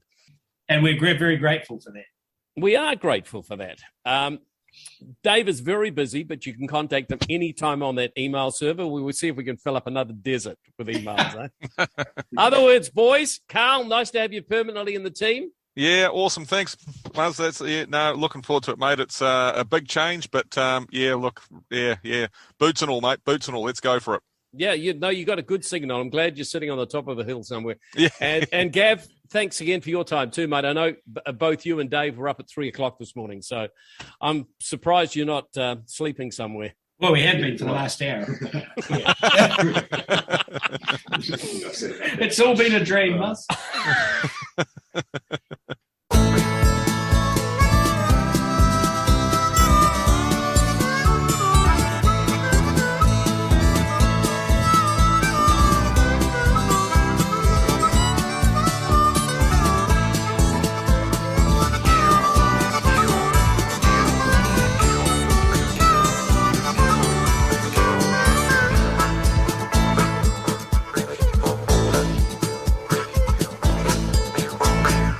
One more thing before we go. Dave has a business opportunity he would like to share with you from the accountants to New Zealand Trucking Media, Vazey Child. So what's going on there, everybody, is Vazey Child, and Rolance's team leader for this, she heads it up. They've embarked on an area of their business, a service that they provide, where they come into your business and assess the systems and the software that you're using and ensure that you're getting the most out of it. It's delivering the KPIs to your business. It is doing for your business what whoever sold it to you, I would say, told you that it would do. They then cross that over against the goals of the business, short, medium and long term, your own personal goals as the business owner maybe, and make sure that it's contributing to that outcome as well. The key here is she's not selling anything to you. Relance and her team aren't coming in there with something to sell to you. Their first and foremost thing is to ensure that what you have is working for you, and then maybe if it's not, saying to you, well, you might need to look at something else, with no bias on any one particular project. So it's a fascinating. You could talk to her for hours, and coming from a logistics background that I sort of did in many ways. And so how did the idea, Lance, come about for this service at Vazey Child? Thanks for that introduction. That was really nice. The idea, I would love to say that it was my idea, but it wasn't. The directors at Vazey Child sort of came up with a few things in the past few years around changing the business and doing business together, and we'll sort of speak a little bit about the fact that business is just changing massively. I mentioned to you earlier, Dave, that there was somebody that once famously said that there was going to be 17 accountants left by the end of 2022 or something, and that's a really good idea of how business is actually changing. And although there are still a good need for accountants, we have massively changed the way that we have to deliver our service to our clients. And so the idea sort of came about from that, with the directors looking at what do we want to provide, who do we want our clients to be, and where do we want to get them. We've talked about our vision at Vazey Child going about doing business together and ensuring people are reaching their goals, and as a byproduct of that vision and those values that they're looking about being innovative and responsive, the idea of this R&D system services team came about. And so I was sort of the person there to deliver that. Right, that's excellent, because I guess it's, and we were talking about this a little bit before we started the interview as well, about that colossal difference between working on your business and working in your business. And And it's like you're a truck driver, you buy a truck, you know how to drive the truck, you know how to load it, you know how to get it from A to B. You don't know necessarily how it works, and that's becoming more and more for even the old truck drivers, like carrying a socket set's about as much use as a rolling pin now. And so it's the same with your system software in your business. Is it delivering what I want it to deliver? Every now and then you need the mechanic to come in and say, someone with your skill sets and critique it, and because that helps you at Vazey Child in the long run. If you're getting the right numbers out of the business, your job becomes easier. Correct, it does, and it means that we can offer more valuable services at the end. We'll also look at, like you mentioned, when you're in logistics, you sort of do your things, you do your daily duties that you do every single day, and not a lot of people look at it and say, should I be doing this, and why am I doing this? So we'll also, value stream a process and look at it and say, is every single part of that process actually delivering value to the customer? And the customer is not just your customer, but it's you as the user, or your accountant as the user. And so every single process actually has, they reckon, about 75% of waste, at least. A lot of them more like 95%. And a lot of that waste is compliant waste. But what we want to do is we want to get rid of any waste that's not compliant. Right. So anything that you don't actually have to do. And then also look at it and then say, well, why do we do it? And then what's the outcome that you want? And then teach what that outcome is so that you get the best results from it. Yeah, so it's a bit of process analysis in there as well, isn't it? Correct. Because one of the things that you get in an economy where money's cheap is you get incredibly busy people because money's cheap. And so then time becomes the precious. Yeah. So if you're wasting time doing shit you don't need to be doing. Yeah, and people don't have that time that they're working in their business to look at that and say they just do their job and they do it well. And it's not about, getting rid of people or anything like that. It's about being really efficient and effective in what you're getting out of it. And I love the bit that you're not actually going in there with a product. No. Yeah. No. So we will go in and, you could have two businesses that are exactly the same, but they've got different goals. And so it could actually end up being two different products side by side, but they're delivering two different things. Yeah. As mentioned, if you've ever looked at new software for your business, you'll get hounded by these software developers, and they will promise you the world. Yeah. Whereas we'll sort of look at it and we'll ask the hard questions and ensure that it's actually going to deliver what you want it to. Exactly. Yeah. So a few shekels spent with the likes of yourself could save a lot of heartache and many shekels going down the bin. If the layperson buys the wrong product. So obviously this type of service has been available to big hitters for many years, like the people that use colossal businesses that use colossal systems. But you guys have really found a thing where you're pitching it at the little people that don't have time and making sure that they get every bit of time back and their system sweats as hard as they are. Yeah, definitely small businesses, small to medium. There's a few medium ones there for sure that we've delivered on, but it's looking at those small businesses and helping them out. It's people that don't have the time to look at these things and they don't have the knowledge either, right? In-house, and that's where we'll step in and help them. So what's your background? So you turn up at my business and you're going to change the world. So what's your... Yeah, I mean, I could go on and tell you my CV, which would probably be very boring to everybody to listen to. I am CA qualified, so I do have an accounting background, and I've been an accountant now for a lot of years. Couldn't tell you that, but I think the main reason that I'm qualified to do this job is since I was young, my parents have always owned businesses, and when I was 18 years old, I implemented an inventory management system in their business. So I've always sort of been interested in how businesses work and what makes them tick and then what delivers, say, a profit. I also own two businesses of my own right now, transmission mechanics and also boat builders in Hamilton. So that helps sort of, I'm not just there from an accounting side of things going, do this, do this, do this. I actually know what happens inside it with my own employees and stuff as well, so that I think that's what qualifies me most to help people. Yeah, this is really interesting that when I said I did an inventory management system for my parents' pub when I was 18, and I did a report on it, and it was actually more beneficial at that point in time to outsource the inventory of the alcohol instead of do our own. Mm-hmm.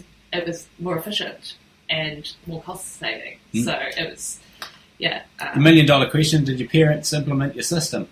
They did. Oh, good on yeah. you. Excellent. Yeah, well, they didn't have a choice, though. I remember being in a university lecture hall years and years ago, and the guy that facilitated the course stood up and said, the first thing I need to tell you is that if you're embarking on this course to help someone who's nearest and dearest to you, then leave, because the people who love you most will credit you the least with your education. Oh, I didn't get a lot of credit. I'll definitely say that, but they didn't have a choice. I was doing it, whether they liked it or not. Awesome.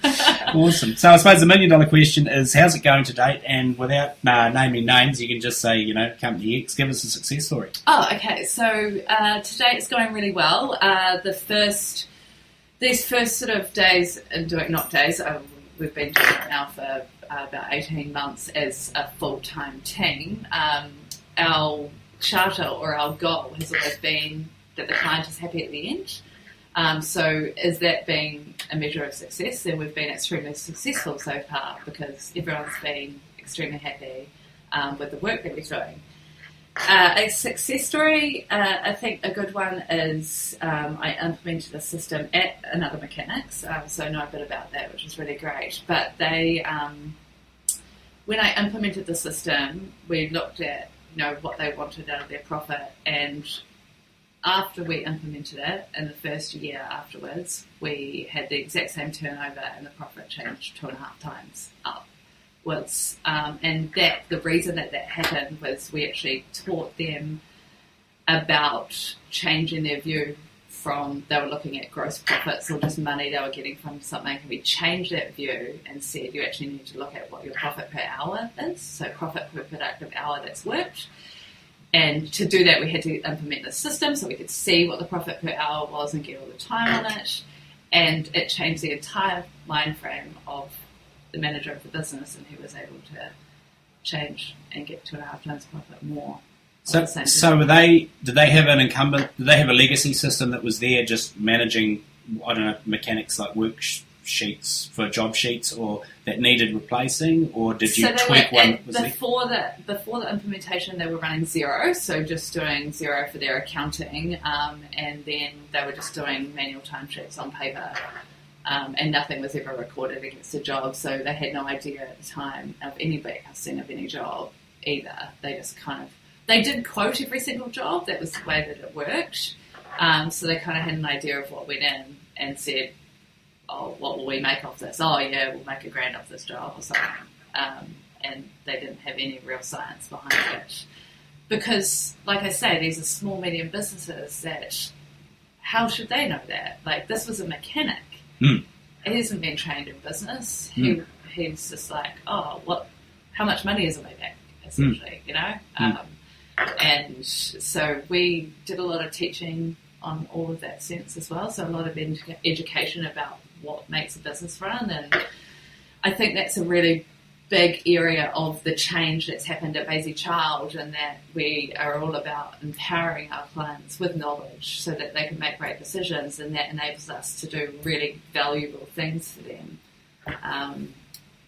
Cool. It's, empowering people's knowledge. Yeah, that's right. So it's very much, it's interesting because the march of technology in a business like yours, meaning the Vazey Child role that you have, is very much the days of I took the books to the accountant and he did the books for the year, they're gone, isn't it? You have to be involved. Yes. And I mean, there are still some people that's what they do. They're just like, I just care about compliance and that's it. But if you're serious about your business, you need to look further than that, and not just say look at your bank account.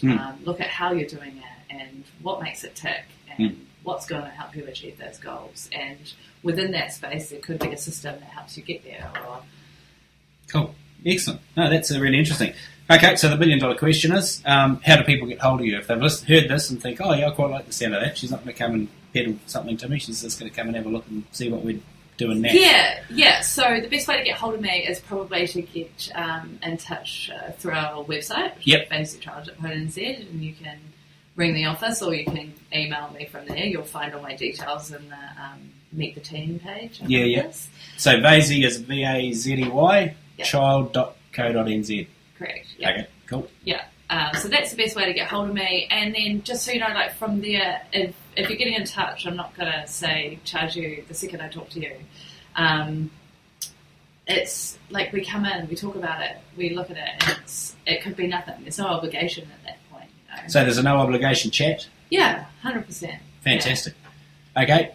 That's interesting. What a fascinating... I could keep talking on, like I say, with a bit of background from a previous life, I could keep talking on this sort of subject for hours. But so there you have it. So the name is Roy Lance Watson at Vazey Child, vazeychild.co.nz, and ring up and have a chat for no obligation, and she won't send you a bill for a yarn. Thank you. Okay, thanks for coming in. Thanks for being part of the podcast. Keep on moving. Great to have you here. Thank you.